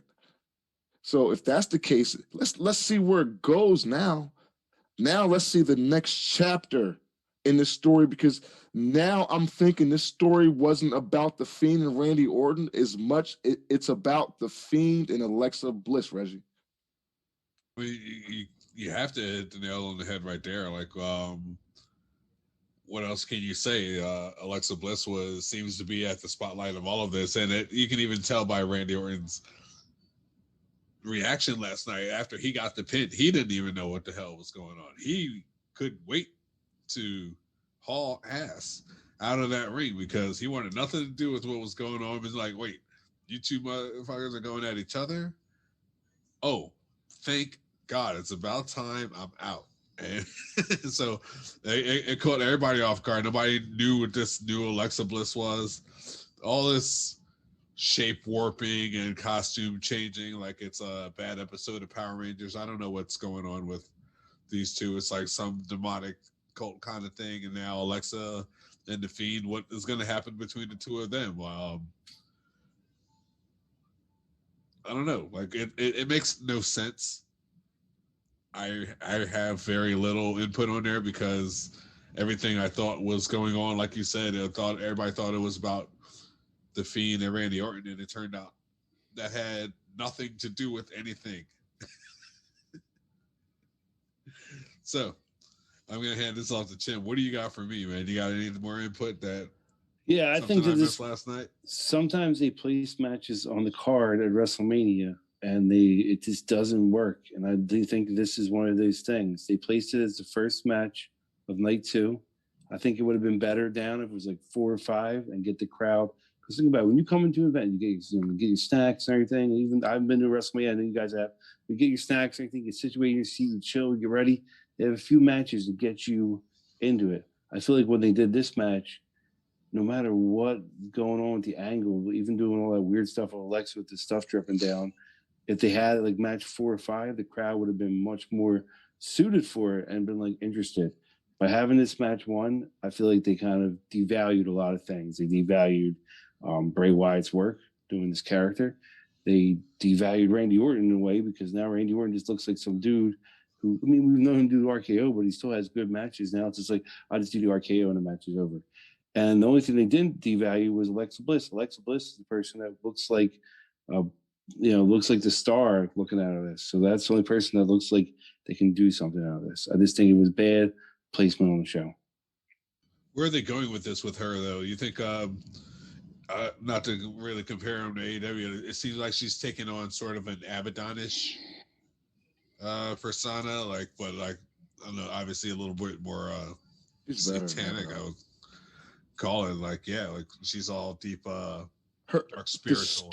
The story around her character, I wouldn't compare it to Abaddon. I would compare it more of a Su Young type of vibe. I mean, almost like I mean, this is almost something like we haven't seen before. I mean, I think Alexa Bliss right now is pretty much breaking new ground as far as a female wrestler slash, I guess she's a valet now also, getting involved in a story on this level. Like we've seen guys, you know, argue over women or have matches where she's, hanging above the ring or some shit in the cage or some wild stuff like that. I mean, we've seen the mega powers collide with Miss Elizabeth, all that shit. Kevin Sullivan with, what I'm saying, Benoit, Nancy. We've seen this before, but what we haven't seen is basically the valet or the female in the storyline be the main focal point as like the protagonist or the antagonist even. Because right now it's looking like Bray Wyatt is now in a feud with Alexa Bliss, and before it looked like Randy Orton was in the feud with Alexa Bliss. Like Alexa Bliss is able to transcend her character into main roster male storylines, and it wouldn't be shit without her almost. Yeah, but the storyline is so unique though. It's almost like it was written by Wes Craven. I mean, that's dope Because though. it's very good. It's very unique. It's very original. You're right. It's nothing we've seen before, but I'm pretty sure I can say with a for like I'm very interested to see where this goes. Like and I hope that somebody walks out of this with a main strap because they're putting a lot of camera time in. This is like hopefully some good work from too. But Alexa Bliss hasn't had too many matches. Would you give the Fiend the strap right now? Like No, I wouldn't give the Fiend a strap again because like he I doesn't just don't fit into any type of title picture nothing. whatsoever. Like he really doesn't exist right now. But Alexa, that's a different story. Like I think she's working her way up to getting her strap back, which they did it all the time before she was even as good as she is now. Let's go to the next one. So next one's Tamina and Natalia losing to Nia Jax and Shayna Baszler for the titles. Well, we kind of touched on this earlier, but what I will do is say something quick again. Um, I see the why. Again, you continue with Nia Jackson, Shayna Baszler. Um, Real quick, my only point is Nia Jax shouldn't be out there in any type of top spot. I mean, I know if a male wrestler continued to hurt people over years and years and years. Now let's take away Becky Lynch because she actually her injuring Becky Lynch actually helped Becky Lynch. Outside of that, her injuring other wrestlers actually hurt those wrestlers professionally and physically. I don't know why she keeps getting rewarded. Um, she made a mockery about hurting Kyrie Zane. She's giving these women concussions. She's retired women. I don't understand what Nia Jax has on Vince to make him keep doing some, I'm just going to keep letting you win and get prime spots and you'll figure it out. Like she hasn't figured it out. And yes, I called her Samoa Ho.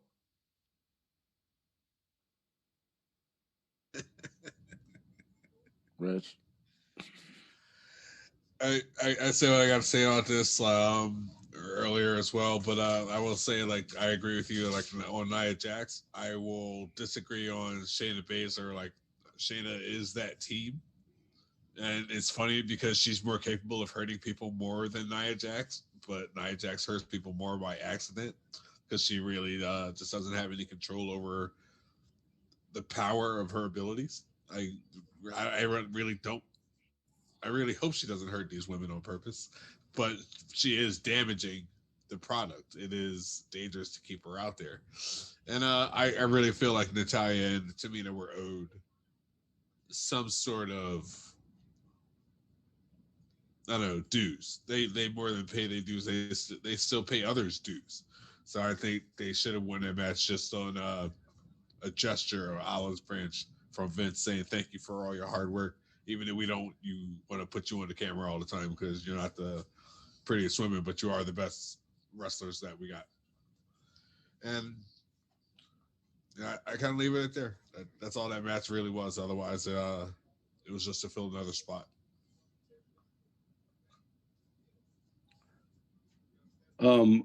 That match is never going to be entertaining to me until they find somebody that can actually beat those people. Until somebody can actually beat Nia Jax and Shayna Baszler, I won't care about those matches. They're just nothing. That's what I feel. And also, Vince McMahon never gives any olive branches out ever. That is not what he does. He either gives you the belt if he thinks he can make money, and he takes it off you when you can't make money. He don't do no olive branches. I can't believe we spent so much time talking about fucking Nia Jax. Next match, man. Next match. Kevin Owens beat Sami Zayn. So this match was what I expected.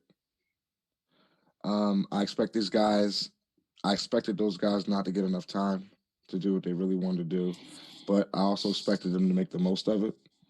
And I think they did that. I thought the end with Logan Paul was satisfying.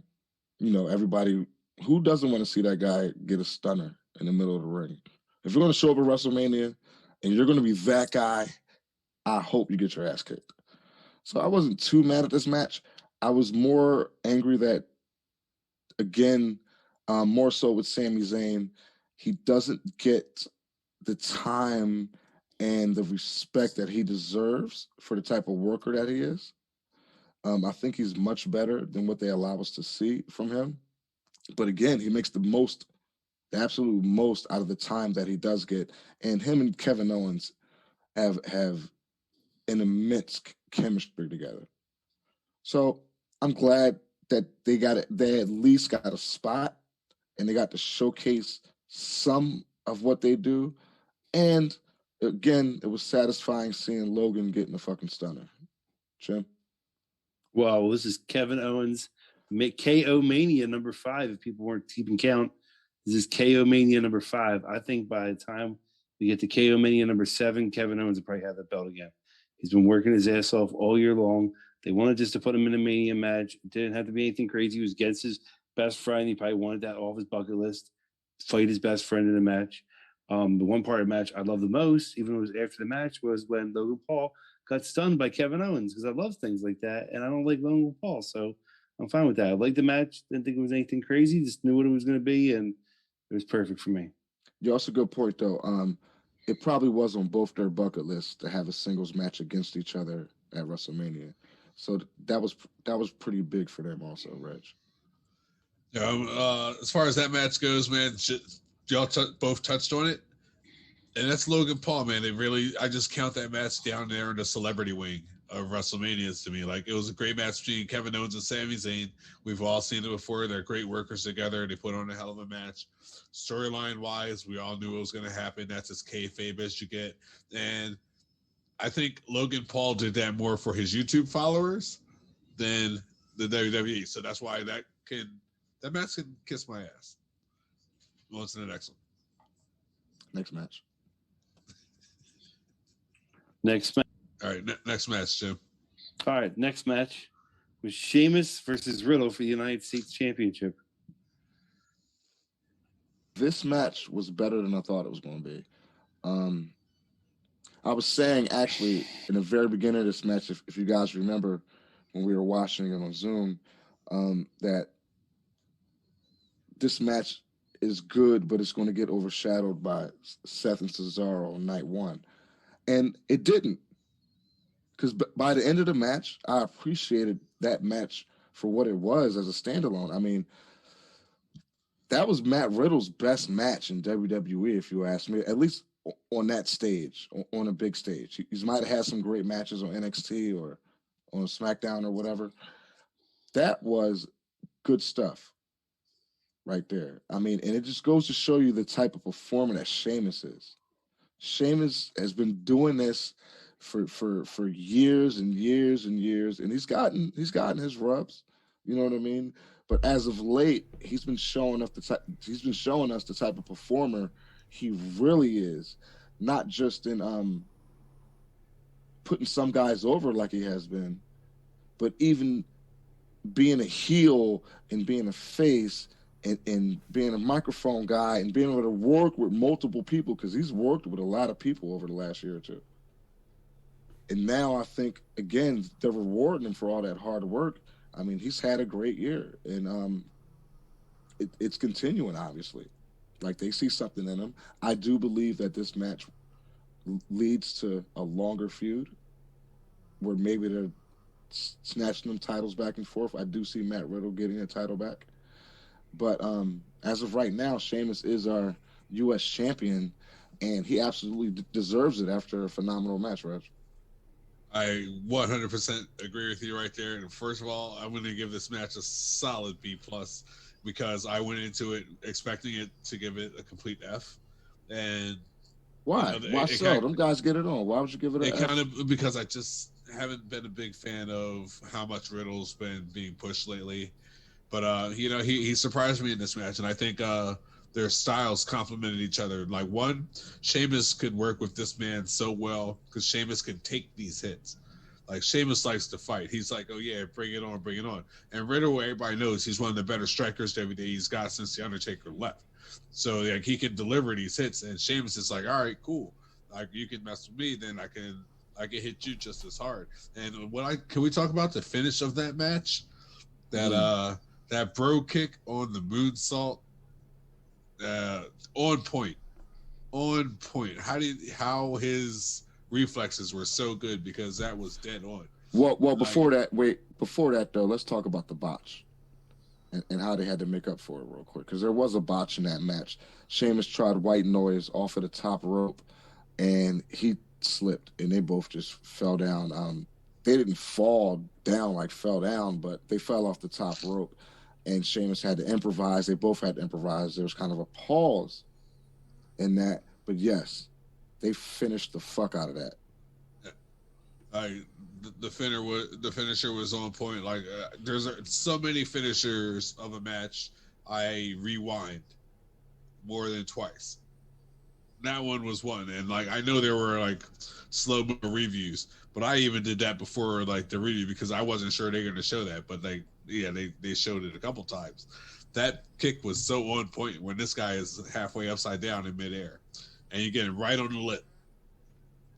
That was probably one of the first real busts without a blade like that nice in a bit, and I'm pretty sure Sheamus. My nigga, that was a blood capsule. That wasn't a capsule. He got that. That should look like ketchup. Direct. That was blood capsule, bro. Come on, man. that was direct. That shit came out like when that you was live, direct, and in full effect. You're such a fucking mark. Chimmy, what you got for us, man? I'm gonna say first, Sheamus is gonna be a future Hall of Famer without a doubt. You know the matches he has with people, how he makes people look good. Like look at that. Riddle. You can't really say any matches. I bet anybody can say right now. Any matches you saw Matt Riddle where he stands out to him, where he looks great. Sheamus takes him into the WrestleMania ring, works good against him. They might have had one little blotch. Is that Sheamus' fault? Was it Riddle's fault? Was it both of their faults? We don't know. But time looks at it, it could be Riddle's fault. The guy messed up on his lines, maybe messed up at Movie Mania, and Sheamus may look amazing. That bro kick, I remember to put it up against another great finisher that I saw. I remember when Evan Bourne did the shooting star press into the RKO. That bro kick stands right up on that list with that. So I really like the match. I'm happy that Sheamus won. Sheamus, I felt, deserved the belt. If you're messing up your lines on live TV, you shouldn't be a champion, in my opinion. Oh, shit, yo. I forgot about that. He just kind of walked off. He didn't even improvise it. You know what I mean? He didn't really work it out. He just kind of gave up on it. You think that was a punishment for that, to lose his belt on Mania? Could have been. It could have been. Absolutely. They do that all the time. Like, hey, man, you know what? We're going to take the belt off you. You didn't do too good. We're going to give it to this guy now. They always, especially with those titles, they're mid-card titles. They can give it to somebody else whenever they want. Yeah, sure. Especially a grizzled veteran who can handle that type of situation like Sheamus, who can carry that belt and give it credibility. You know what I mean? Nod, you got something for that? Honestly, it was just I did think the bro kick finish, while it was hot, I still like Adam Cole and Ricochet's version better.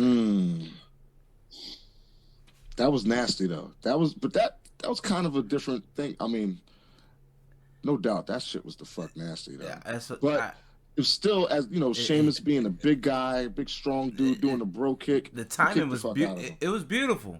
I'm just saying. A super kick and a bro kick are two different things, though. That also goes back to. But still, I mean, Target NXT being testing ground for certain things that WWE does on bigger stages. Well, WWE took a long time to get that out of beta then, because that was like 4 or 5 years ago then. Out of beta. Seriously, but other than that, I mean, it was a quality match. You know, for me, I think Riddle for me can be hit or miss some matches. I do like his fire up moments. That's when he really seems to get into a groove. But you know, you going with Sheamus, another sure hand.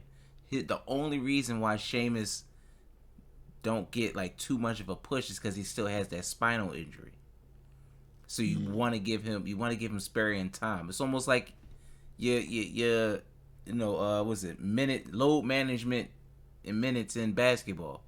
You gave him enough time for your WrestleMania push. You can push him hard, but those other matches in between, sit him down. He can do his stuff. He's proven with the Ninja Turtles movies that he can do press. So, and all the Make-A-Wish things like that. But that's all I got. So real quick, since we're talking about the Matt Riddle match, we saw him earlier in the show backstage with the Great Khali, and then who else shows up? One of our other latest Hall of Famers, RVD, and he hands him, what does he hand him? He hands him rolling papers. So I want to take this time to give a big shout out to our sponsor, King's Cannabis. Look, if you're out in Eugene, Oregon, and you want to just get high, get King's Cannabis at your favorite dispensary. They got sativa, indica, hybrids, pre-rolls, edibles, all that shit. King's Cannabis, Eugene, Oregon, your favorite dispensary. Let's go. Next match, Shelly. Next match we're getting to is our Intercontinental Championship match, the African Drum match between Apollo Creeds and Big Nigerian E. Drum. Nigerian Drum, excuse me. I was worried about this match at first because, as you guys know, I was like, if they come out with fucking spears and shields and shit, I'm turning this off. He still did though. I mean, he didn't come out with a spear. He came out with a giant cotton swab. If you look at the bottom, is a spear. It looked more like a jousting. It did look like a spear. Honestly, it's one of those. It's one of the war clubs. It's a war club with a spear at the end. But so I was hoping it wasn't going to be super stereotypical or anything like that, and it wasn't. It was basically a hardcore match with Nigerian drum themes, really. So for that, I was thankful. Number one, I did like, phew, thank God they didn't erase the shit. But I enjoyed the match. Those two guys are great workers. Both of those guys needed to have a good match. It's almost like both of them had to have a good match, and I think they performed pretty well. Both of those guys. Yes. What about Dabba-Kato? We talk about the finish. We can't talk about the match first. Because the match was overshadowed by wasn't? Everything these guys did. They put on a great match, everything, and to the end, it even was set up for so great. But I think the match was stolen from. No. You're missing the theme of WrestleMania. The theme of this WrestleMania was creating new stars, and that's what happened. You're right. But let's also go back to a point we made earlier about the Women's SmackDown Championship being defended by two black women. This was also the one being defended by two black men. They didn't let these two dudes have them join. When was the IC ever defended at WrestleMania by two black men? I don't know. We'd have to look that one up there. No, because it didn't happen. It didn't happen. This was like the part of night two that was great. And I think that Dabba-Kato stole a piece of that. So I'm very upset about that part about the finish. It was a great match otherwise. They did their thing. I didn't understand why he had to even be inserted. I understand this Nigerian royalty angle they're trying to go with Apollo Crews, but that could also been introduced on SmackDown or somewhere else. Where is So this in your ball? opinion, you think it diminished Apollo Crews because he didn't go over clean? Yes, a little bit, but it solidified him as a heel that none of us thought he would ever be. But So what about protecting Big E? They did both. They did both. They protected Big E so he doesn't look weak. They got the belt off of him and put it on Apollo so he can push Apollo now without hurting Big E. And now you give him a little stable or a little bodyguard or faction. I mean, hey, if this guy's going to be a Nigerian king or a Nigerian prince, my nigga need an army. well, the way I look at it right now is just a SmackDown version of AJ Styles and Omos. No, Why no, no, no. didn't you just put him with the tag team titles? No, he's not a tag team. This is his guy. It's like a bodyguard situation, or it could be the beginnings of a stable. There's a whole nother situation, in my opinion, and we all know this rivalry will continue. Omos wasn't a tag team partner of AJ Styles either until right before WrestleMania when they threw out that challenge. This is a whole nother thing, though. What are you talking about? This is a whole nother thing. How? It's the same thing, just on SmackDown. The rivalry, no, because the rivalry is about Apollo and Big E. That story will continue this Friday. We'll see that story continue. The Almost and AJ versus New Day, man, whether New Day gets a title shot or not, there's no story in that. There's no What's the drama point of in that. breaking the New Day up then? There's no drama to push Big E. We're still witnessing it. He can't keep winning. You got to have him chase. What Najee always say, sometimes it's about that chase. He lost he won the title. Great. He's a big time face. He has a good title reign going on. The fans love him. And then you take him down, and at the same time, you protect his character. You put a lot of heat on Apollo, not just for taking a belt off of him, but for cheating. To do it, this is wrestling. See, I Bad give up. guys are supposed to cheat. Right now is where I say that they're giving Apollo a gender run. And they're doing it with this little mid-card title. That's what I think he's having right now is a gender run. Well, let's see. I'm here for it, honestly. I liked what happened. I liked that Apollo went over. I liked that Big E didn't look weak. They had a good match, and they had a surprise ending. It's fucking WrestleMania. I'm just marking, though. Let me mark. That's why I'm on the show. Hey, that's what I'm saying. I mean, you're the biggest fucking fan on here, and you're going to always act like a fan, and I'm going to let you know about it. So, Hey, Naj, you got some, or Chimby, actually, what you got for that? What I got for that? Okay, so 3 things I'm going to talk about. First thing is Vince McMahon is in the business of getting more fans. If he doesn't have more fans, he's not going to make money.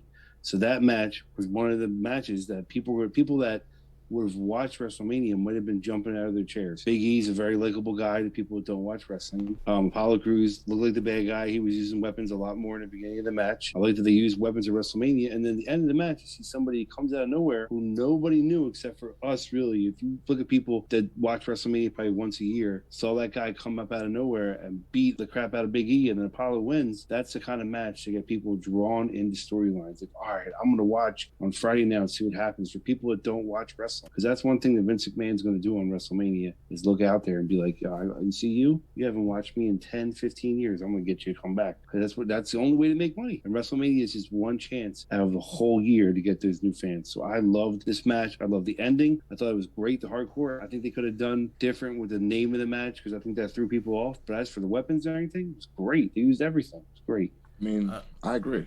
Go ahead, Naj. I was just saying the only thing I really took from this is like I figured this was going to be a street fight because that's the least racist thing you can do. Like I honestly thought it was just like the old phrase, "I'm gonna beat you like an African drum or a Nigerian drum." So that kind of went to a street fight for me. Next match. Asuka versus Rhea Ripley, Raw Women's Championship. This is a hell of a fucking match. Look, Congrats, Rhea Ripley, again, since the Mae Young Classic, and she was actually younger than Bianca. I think she was the youngest woman in that tournament at that time. This has been years in the making. Everything since the Mae Young Classic to her in NXT, to them testing her on the main roster, and then testing main roster people, the best main roster people that they have on NXT. They they brought the best down to NXT just for her. So they've tested the shit out of her, and she's paid her dues, and she's shown improve on every level, and she's done everything they've asked to the best of her ability, and it obviously it showed. And she got her reward last night. I mean, that match was awesome. She worked a hella heel match too. Everything from her shouting at Asuka, "Come on, Asuka," and all that stuff. The mannerisms behind her moves. It was almost like how Randy Orton is slow and methodical as a heel when he's wrestling guys and just breaking them down. You know what I'm saying? That's what she did to Asuka, and it made her look really polished and seasoned. I mean, she arrived at the right time, and they gave her the right shit, Reg. Can I say, first of all, congratulations to the first and only woman to hold the NXT UK, and WWE Raw Women's Championships, the first triple crown of a whole nother type in the WWE, and no one deserves it more than Rhea Ripley. Rhea Ripley has paid her dues as a mod, more than just covered in that little speech right there. And, you know, she's boarded against the best. She's beaten the best. And then we're not talking like the past best. She's beaten all the current best, pretty much. Yeah, she still has yet to face all 4 horsewomen. And that's exactly what she has to look forward to. We know what we have to come. And hopefully Becky's on her way back. Rhea makes this full heel turn, which is actually what I was expecting last night. I might have covered this earlier too. But I figured Asuka being the face going into that match, Rhea would pulled some dirty stuff, and no, she didn't. And she trashed it. Like I said, congrats again. Rhea Ripley, 1, 2, 3. She's covered all 3 bases so far. Now it's time to take it home. Jim? We all knew what was going to happen in this match. I mean, if Asuka would have won, it would have really diminished things. We knew Rhea Ripley had been pushed since NXT. And even, since the Mae Young Classic, even when she wasn't really in her gimmick. Now she's in her gimmick. She knows how to talk on the mic, working the part of the heel. There's a lot of other things happening in the Raw picture, but I don't see her losing the belt anytime soon. I think she's a new face. They're putting out a lot of new faces for all of us fans out there to look at different people. And this is just another one of them. Rhea Ripley looked great. The match was great. There was a lot of matches during WrestleMania, because I was in the Zoom call with people and everything. I was turning my volume down to watch a match, but some of the matches weren't really exciting me. This is a match where I did turn the volume down, and I was like, wow, they're really going at it. Like, even I could do some real hits there. They look like they're really hitting each other. Who knows? But I really enjoyed it. I got an unpopular opinion. Wasn't young feeling. Here comes the young opinion. Go ahead. I wasn't feeling the match. I mean, I'm a fan of both of the wrestlers' work. I love Asuka. Rhea Ripley's here or there. I mean, I get the appeal, but for me, the match, it was just something about the match wasn't connecting with me. It may have to do with the fact that it ended so abruptly, and Rhea Ripley's move isn't like an out of nowhere type of move. You have to get a little setup for it to end so abruptly on the Riptide or whatever. That's the Riptides, right? Correct? Yeah. For it to end on the Riptide and it's such an abrupt pace, it felt weird. Like I felt like the match didn't get out of second gear.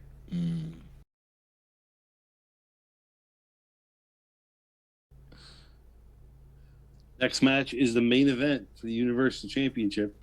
Roman Reigns versus Daniel Bryan versus Edge. We all know Roman Reigns won. Let's talk about it. I thought it was better than I expected it was going to be. And that's only because Edge did more than I expected him to do. We've only seen Edge. This is the 3rd time we've seen him since he came back. I mean, he wrestled Orton at Mania. He wrestled the Royal Rumble with 29 other guys.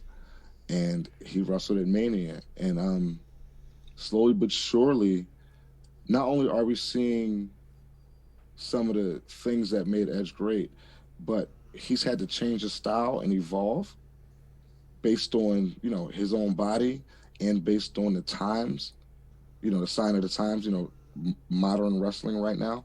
And I think he's adapted well to that based on the limits of his body. And I thought he looked great. I thought Daniel Bryan is always spectacular. I knew he was going to take the lion's share of the bumps. And he did it well. And Roman Reigns, the big dog. I again think they did the right thing. If you're going to push this guy as the head of the table, as the head of his family, as the head of the company, if the ring is his yard, and he's finally being accepted by the fans after you've been shoving him down our throats for years, And now we're like, okay, we can finally swallow. You know what I'm saying? Pause. You know what I'm saying? We can finally take it in and accept what he is. You know, his character has evolved into a full blown heel, and that full blown heel is entertaining. And again, I always said it: love him or hate him, Roman Reigns has always performed in good matches in big spots. I mean, he hasn't had too many bad matches himself. Um, he's never tried to go outside his limitations, and he's worked well within his own box. And last night was a good example of what they're trying to do with him. I believe what they're trying to do with him, and I think they're still going in that direction, and I think it's the right direction. And now I think it's opened up to where you can continue either feud Edge or Daniel Bryan, or open it up to bring in some new guys for him to wrestle. Reg? As far as that match goes, Reigns is definitely forming his way out of the Spawn territory. I'm used to keeping him in. Like he's definitely Reggie, come more. Reggie, tell the people what Spawn is. Spawn is an acronym used exclusively by the Raw crew, standing for Samoan privilege at work, nigga. So we always have agreed that Roman Reigns was pushed to the top and forced down our throats because of the family privilege he has. Because otherwise, you got this man getting solid boos when he's supposed to be your biggest face. That means you just put him there. Like we're gonna edit that out. Start over. What you got for that match, Reg?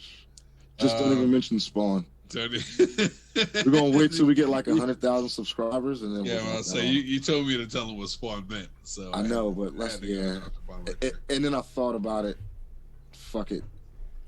What you got for that match, Reg? What I thought about the match was good. Edge actually took a little more bumps than I thought he was going to, even though we knew that's why Daniel Bryan wasn't inserted into the match.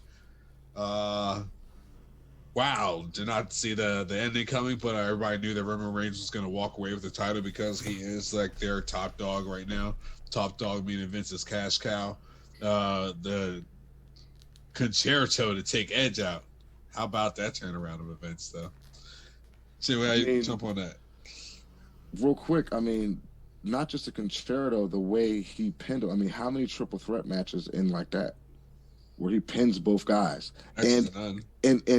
And it was specific. Like, they did the right thing because Edge's shoulders was on the mat and Daniel Bryan's shoulders were on the mat. It wasn't like he just laid Edge on top of Daniel Bryan. He made sure both their shoulders were on the mat, and he pinned both the motherfuckers. They made him look like the big dog they wanted to be, Chimby. They did, and it really upset me. I was on a Zoom call watching the event, and a lot of people before the match started, who do you think is going to win? Almost every person except for like me and two other people said Daniel Bryan, Edge, and I was like, why? This doesn't make any sense to do this right now. You have a great angle going with Roman Reigns where he's just demolishing everybody. Let him keep demolishing people until he finally has to face somebody who's like a legend. I'm not going to say anybody, but that's where I see this going. To have Daniel Bryan win, to see Daniel Bryan win or to see Edge win, it just wouldn't make sense. Like, all right, Edge has been there before he won the belt, but also one little slippy snap on Edge's neck, and that's the end of it. Daniel Bryan's been there. I mean, the first Yes movement had like a huge following, but without the Thunderdome and having fans there, it didn't really do anything for this one. So I saw Roman Reigns winning, and I was like, you know what? I just want him to like decimate people, and he did. He threw Daniel Bryan through a table. He did a bunch of concertos. He speared a bunch of times. Like, he looked amazing, even though Jey Uso was involved, which I did like. Also, that whole back and forth with Jey Uso jumping in and super kicking the crap out of people, which was great, made him look good too. And you haven't really seen Jey Uso do anything like that in the main event of WrestleMania. So that was exciting. I really enjoyed the match. I think if match one was night one was the last match. This was night two's match of the night, in my opinion. It was a great match. But Roman Reigns looked amazing, and we're going to continue with that storyline, which I want. I don't think this needs to stop for any reason right now. So on that note, you said that you don't think this needs to stop. Where do you see Edge going from right now? Is Edge sticking around? Was this Royal Rumble to WrestleMania He's a His part-time last lover. hurrah. Edge is a He's- part-time lover. He's probably going to fight Daniel Bryan for a little bit and then drop off a little bit, or go somewhere else. Who knows? But he doesn't need the belt. Roman Reigns needs a belt right now to solidify him as a top heel, top guy, all that. There's nobody else on either one of these shows was top guy to what Roman Reigns is. Yeah, Chimpy, I smell what you're cooking when you're talking about that Roman Reigns versus Superstar Legend talk. Believe it. Najee, what you got for that? I mean, I looked at the match for going into it as what it was, another match to build for the legacy of Roman Reigns. I mean, you knock off two more. You got a modern day legend, and basically, as much as we hate to say it, an Edge, a legend of the past. And you beat both of them. That adds to his, another notch on his belt of superstars that he's beaten, legends that he's beaten. Again, the same way I said about Almost, is just good booking. You was trying to get Reigns over more. Mission accomplished. I mean, pretty much that's all I had for it, because the job was to get Reigns over. You got him over. There you go. All right. That was WrestleMania, right? So, all right. How you want me to end the WrestleMania part? I mean, Just say that was Wrestle. He was actually on the roll right there. Just Okay, you all right. said, well, that was WrestleMania. You could have just That was thank everybody for listening and sign us out. Well, are you cutting WrestleMania? Let me stop recording here. No, I won't stop recording. Just keep recording. Should I outro WrestleMania before we get into Raw? Is what I'm saying. Oh, all right. This is going to be one show, right? Yeah, well, we can go into Raw. It's not much. I'm gonna be honest. I watched most of it on mute. It wasn't much to hear, aside from Charlotte Romo. Raw didn't have too much. We're only going to touch on 3 things to touch on to me. Like, all right. The Raw fallout, and then at the end of that, I'll do the outro, and then I'm gonna need 90 seconds. All right, so no top 5. Yeah, we can definitely do the top 5. Let me cap off WrestleMania real quick. Do you need Chimby to count me down, or I can just start? Go ahead, man. You got? I got you. Well, there we have it for WrestleMania. In my opinion, I really enjoyed it. After watching NXT, I gave it a B+. I thought that WrestleMania wouldn't be better. I thought that it could be as good, but honestly, I think WrestleMania was better than TakeOver this time, in a lot of different ways. They introduced us to new stars. It truly feels like we're getting into a new season of WWE. It's like a lot of things ended and a lot of things began at the same time. So for real, if I gave NXT a B+, I got to give WrestleMania an A-, in my opinion. Wow.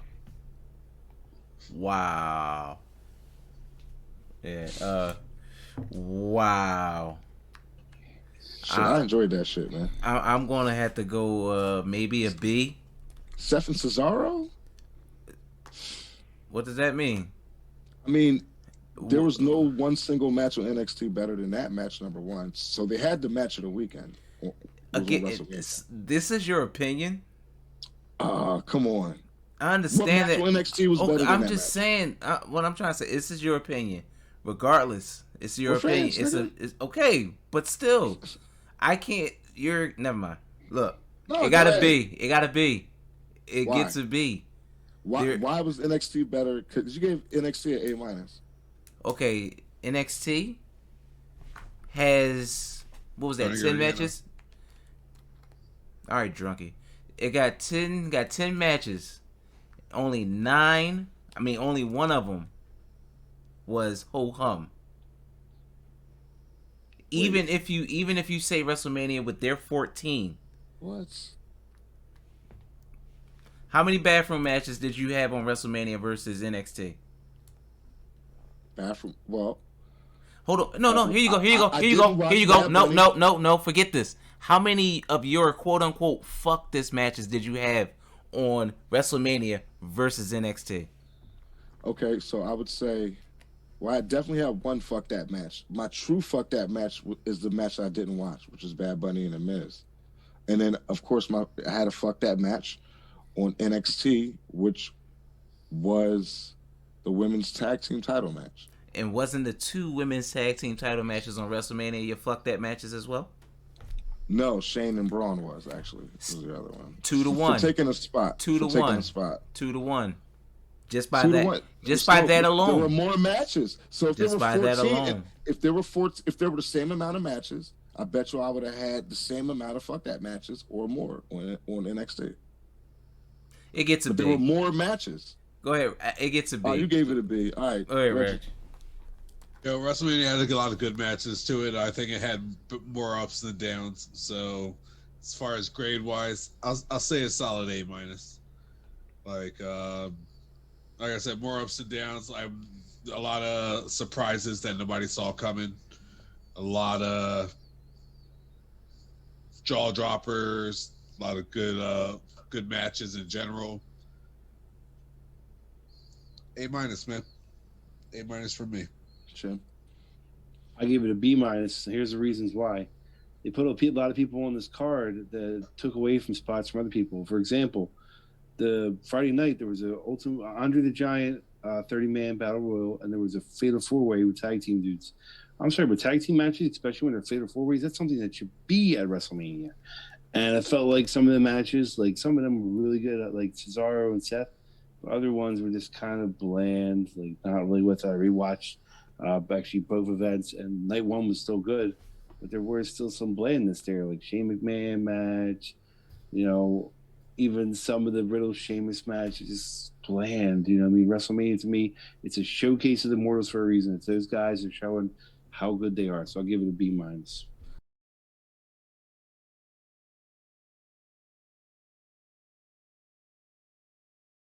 All right, well, that wraps up WrestleMania. We're all over the place with it with our opinions. Let's see what you guys feel like in the comments. So what we got here? It's Monday night, the fallout from WrestleMania, as usually the most important Monday Night Raw of the year. Chimby, what happened? First, let's talk about two things, and you can speak on the last one. The first thing I'll say is that Charlotte has returned from being out, and the third, COVID. She was on COVID vacation, right? vacation. Well, there's a lot of messed up stuff with that. Talk about.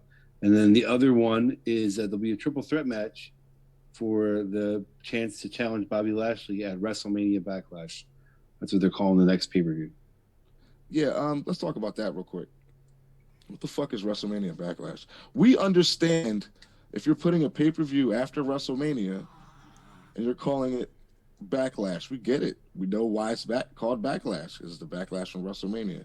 Now they just have to let us know WrestleMania Backlash. Why use the name on another pay-per-view? I just thought that was weird real quick. But outside of that, I saw they just, like Najee said, they took Randy Orton out of that storyline real quick and stuck him right in another one, huh? They give him a win at WrestleMania, and I guess it makes sense. If he beats The Fiend, now he wants the title. Okay. What I don't understand quite is Drew McIntyre, okay, you lost your belt, you got cashed in on. You lose your rematch. So why should you get another chance at a match to get to WrestleMania Backlash to fight Lashley? Not the fact that you're going to fight Lashley a Backlash chance. The fact that you got the chance to have the chance is what bugged me out a little bit. They did put him in a triple threat match. Who was it, Chimby? It was Randy, Drew, and Braun Strowman. Right. So why was Braun Strowman there? Like, shit. He was such a non-factor, I fucking forgot who the fuck was in the triple threat. I just watched it. That was just a way to get Drew another title shot. Now I'm worried again that they're going to take the title off of Lashley. They gave him his WrestleMania moment. They're going to put the belt back on Drew. And hopefully Lashley continues with that. Maybe he gets another shot after that. Maybe wins, maybe not. I don't know where they're going right now. Again, it's a new season, right? But I didn't think it made sense to keep Drew McIntyre in that story. Maybe I understand you put Randy versus Braun, especially after what happened at WrestleMania, and that winner gets fed to Lashley at WrestleMania Backlash, obviously losing, which keeps pumping and pushing and continuing the Lashley legacy, right? But now, because it's Drew, it makes you look like you just threw Randy and Braun in there just to insult our intelligence and give us a reason to accept Drew McIntyre getting another shot and possibly putting the belt back on him. Because I'm like, if you're going to put the belt on him at Backlash, why not just have him take it at WrestleMania then and just give him his moment in front of the fans that you couldn't give him last year, Reg? No, this whole WrestleMania Backlash thing is a little bit new to me, but I think you touched on it earlier that Backlash has been nothing but WrestleMania rematches, and I think there's already pretty much they've set a couple of those up tonight. Bobby Lashley is just another one to keep him in the storyline, and maybe this storyline can actually just be said and done at Backlash, and the season premiere can actually happen.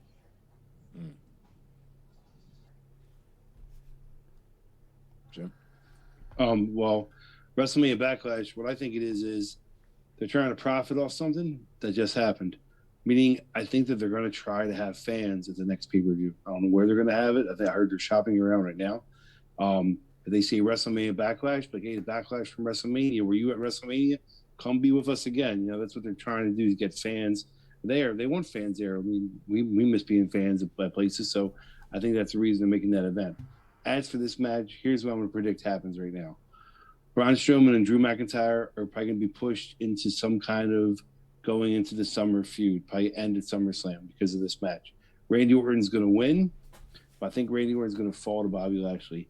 The more people that Bobby Lashley can beat that were ex-champions or future legends, future Hall of Famers, the more to look good for Bobby Lashley. And I don't see them taking the belt off Bobby Lashley, but we've all been wrong before. Anything could happen. So I think it's going to be, by the end of this, we're either going to have a champion Bobby Lashley or a champion Randy Orton. That's where I see this going. Hold on real quick. Didn't Drew win the triple threat match?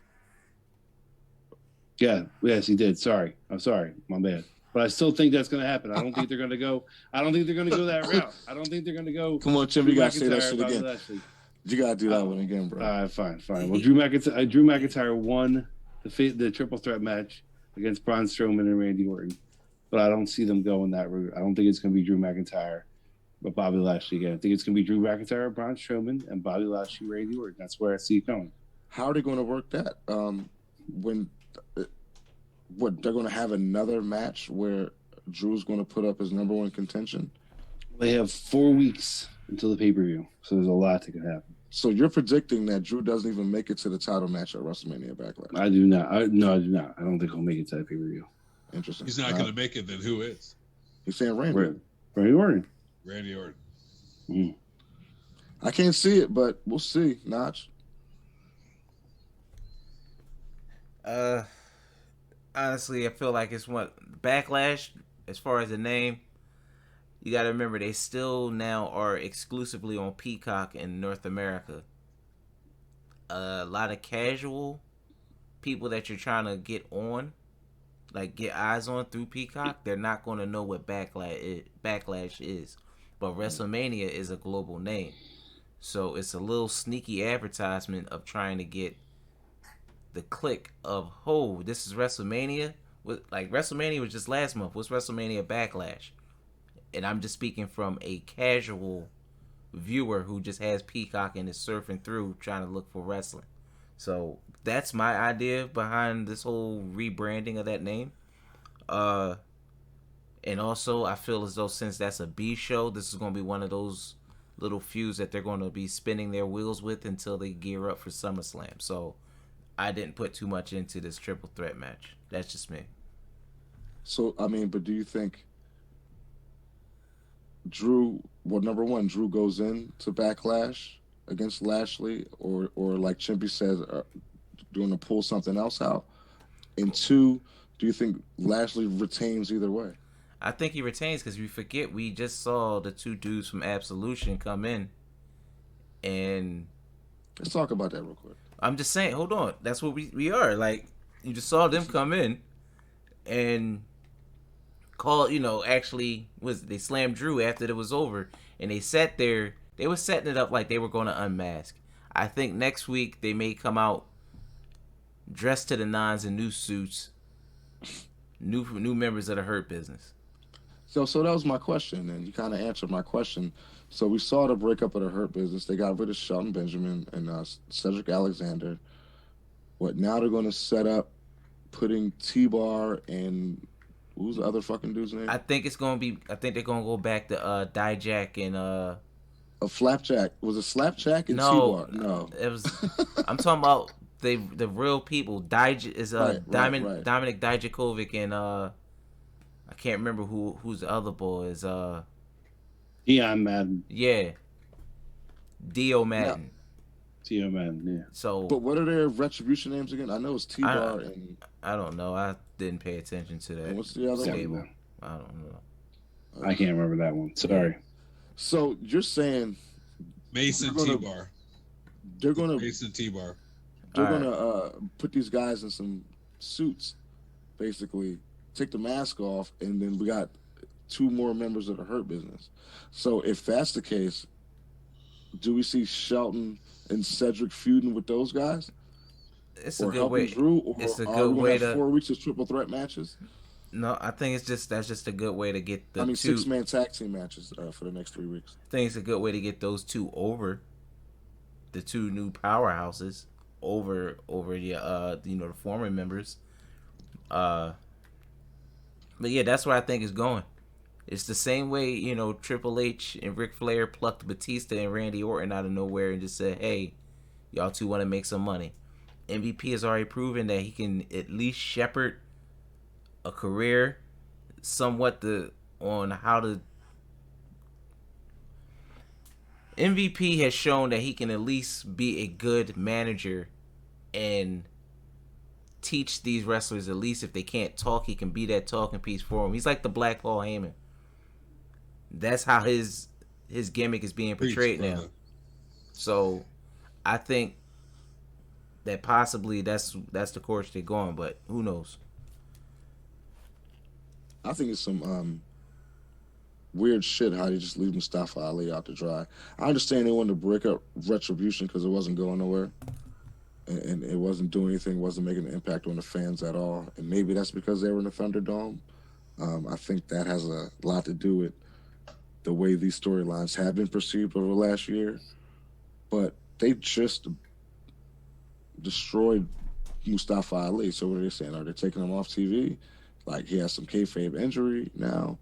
Or you just don't know what the fuck you're doing with him, or both? I mean, they're wasting talent again with that shit there. I'm not saying it's a bad thing to put these two guys with MVP or put them in a Hurt Business or have them involved in the world title storyline over here with Bobby and Drew. I'm saying, where does that leave the better guy out of all of Retribution, which is Mustafa Ali? Like, what do you just fuck him? You know what I'm saying? They're just gonna take these two unknown dudes, these relatively unknown dudes, and put them in the main event storyline. Sometimes I don't understand, what direction they go in, and I always like to say wait and see, but I kind of feel like they're doing Mustafa Ali dirty right now. Well, since disbanding Retribution, the only thing Mustafa Ali has done is challenge Riddle for the United States Championship. He ended up being a sacrificial lamb for Riddle's title reign because he was his one and only title defense. That's all he did with himself after Retribution broke up. Now his goons are working for the Hurt Business, which never should have worked in the first place. I mean, he was a sacrificial lamb when he got hurt during Kofi Mania. That Yeah. was supposed to be his So spot. what's next for him? He's going to AEW. Man, at least you didn't say John Cena. Chimby, what you think, man? I think that this is very interesting. I really like it. I think there will be a new. I agree with Najee. I think there will be new Hurt Business members after this end of this week.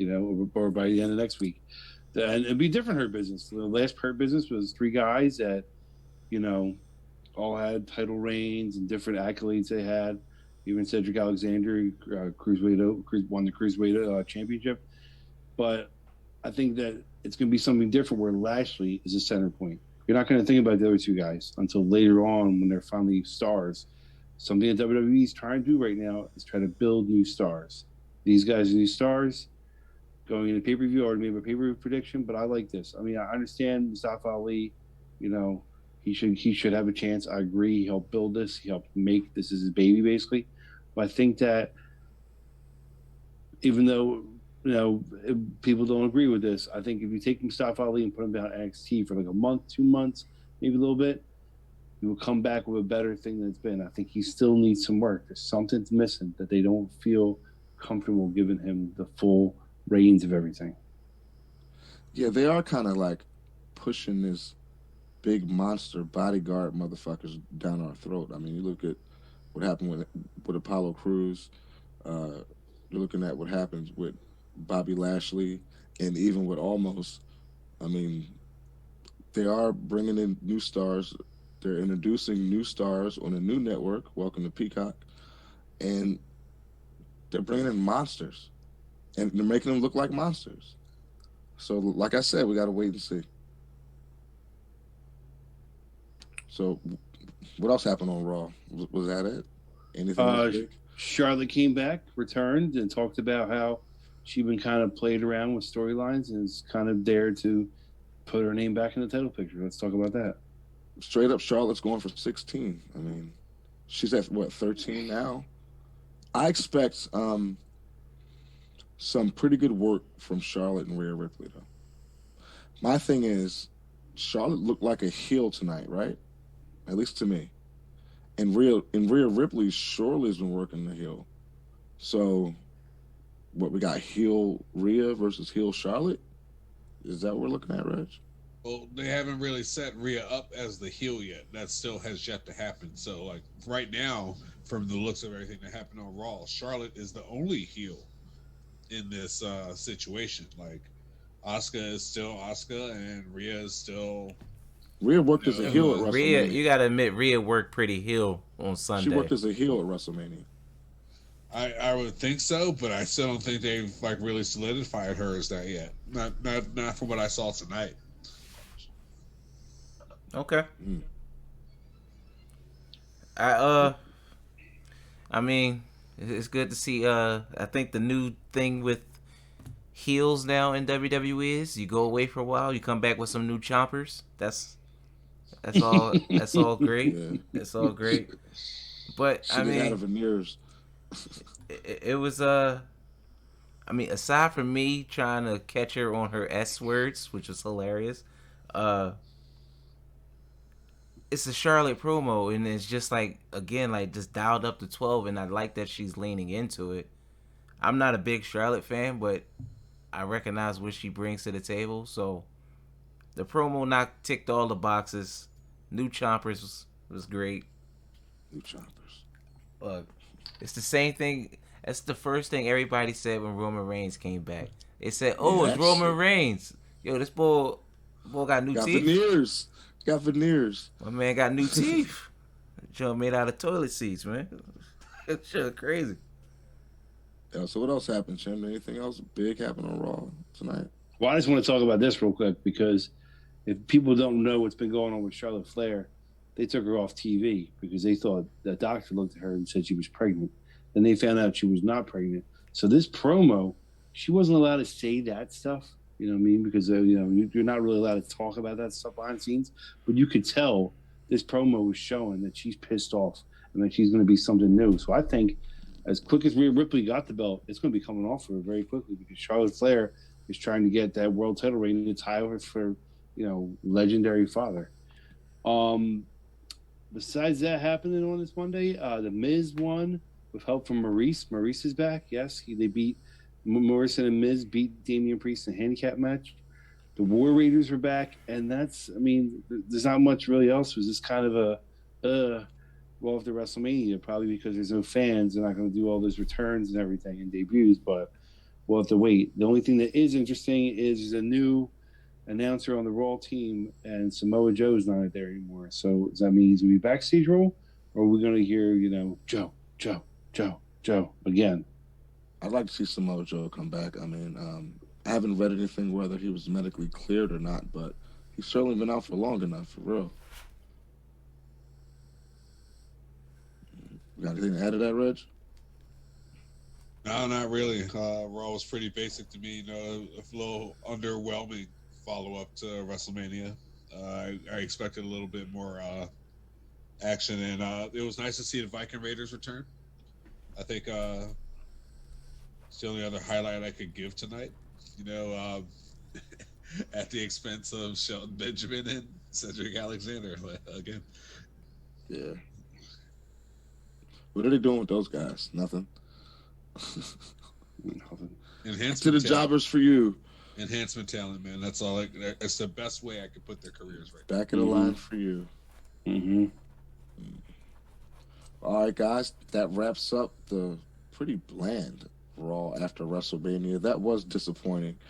Hopefully, we'll get some good out of SmackDown. We'll see what's up with The Fiend. We will see what's up with Roman Reigns and them.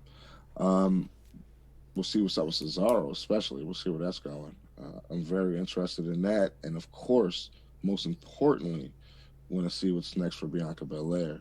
So we will be next time, it'll be our normal scheduled programming. So all you guys out there, I know you've been listening to us recap NXT and recap WrestleMania, but we cover all wrestling. So next time you hear us, we'll be talking about AEW. We'll be talking about Ring of Honor and New Japan. We have to discuss Will Ospreay and what's going on there. We have to discuss a lot of different things. So I think the next episode that you guys hear us on is going to be a bit different. There's going to be some nice little things we're going to throw in there for you. So stay tuned. Thank you for listening.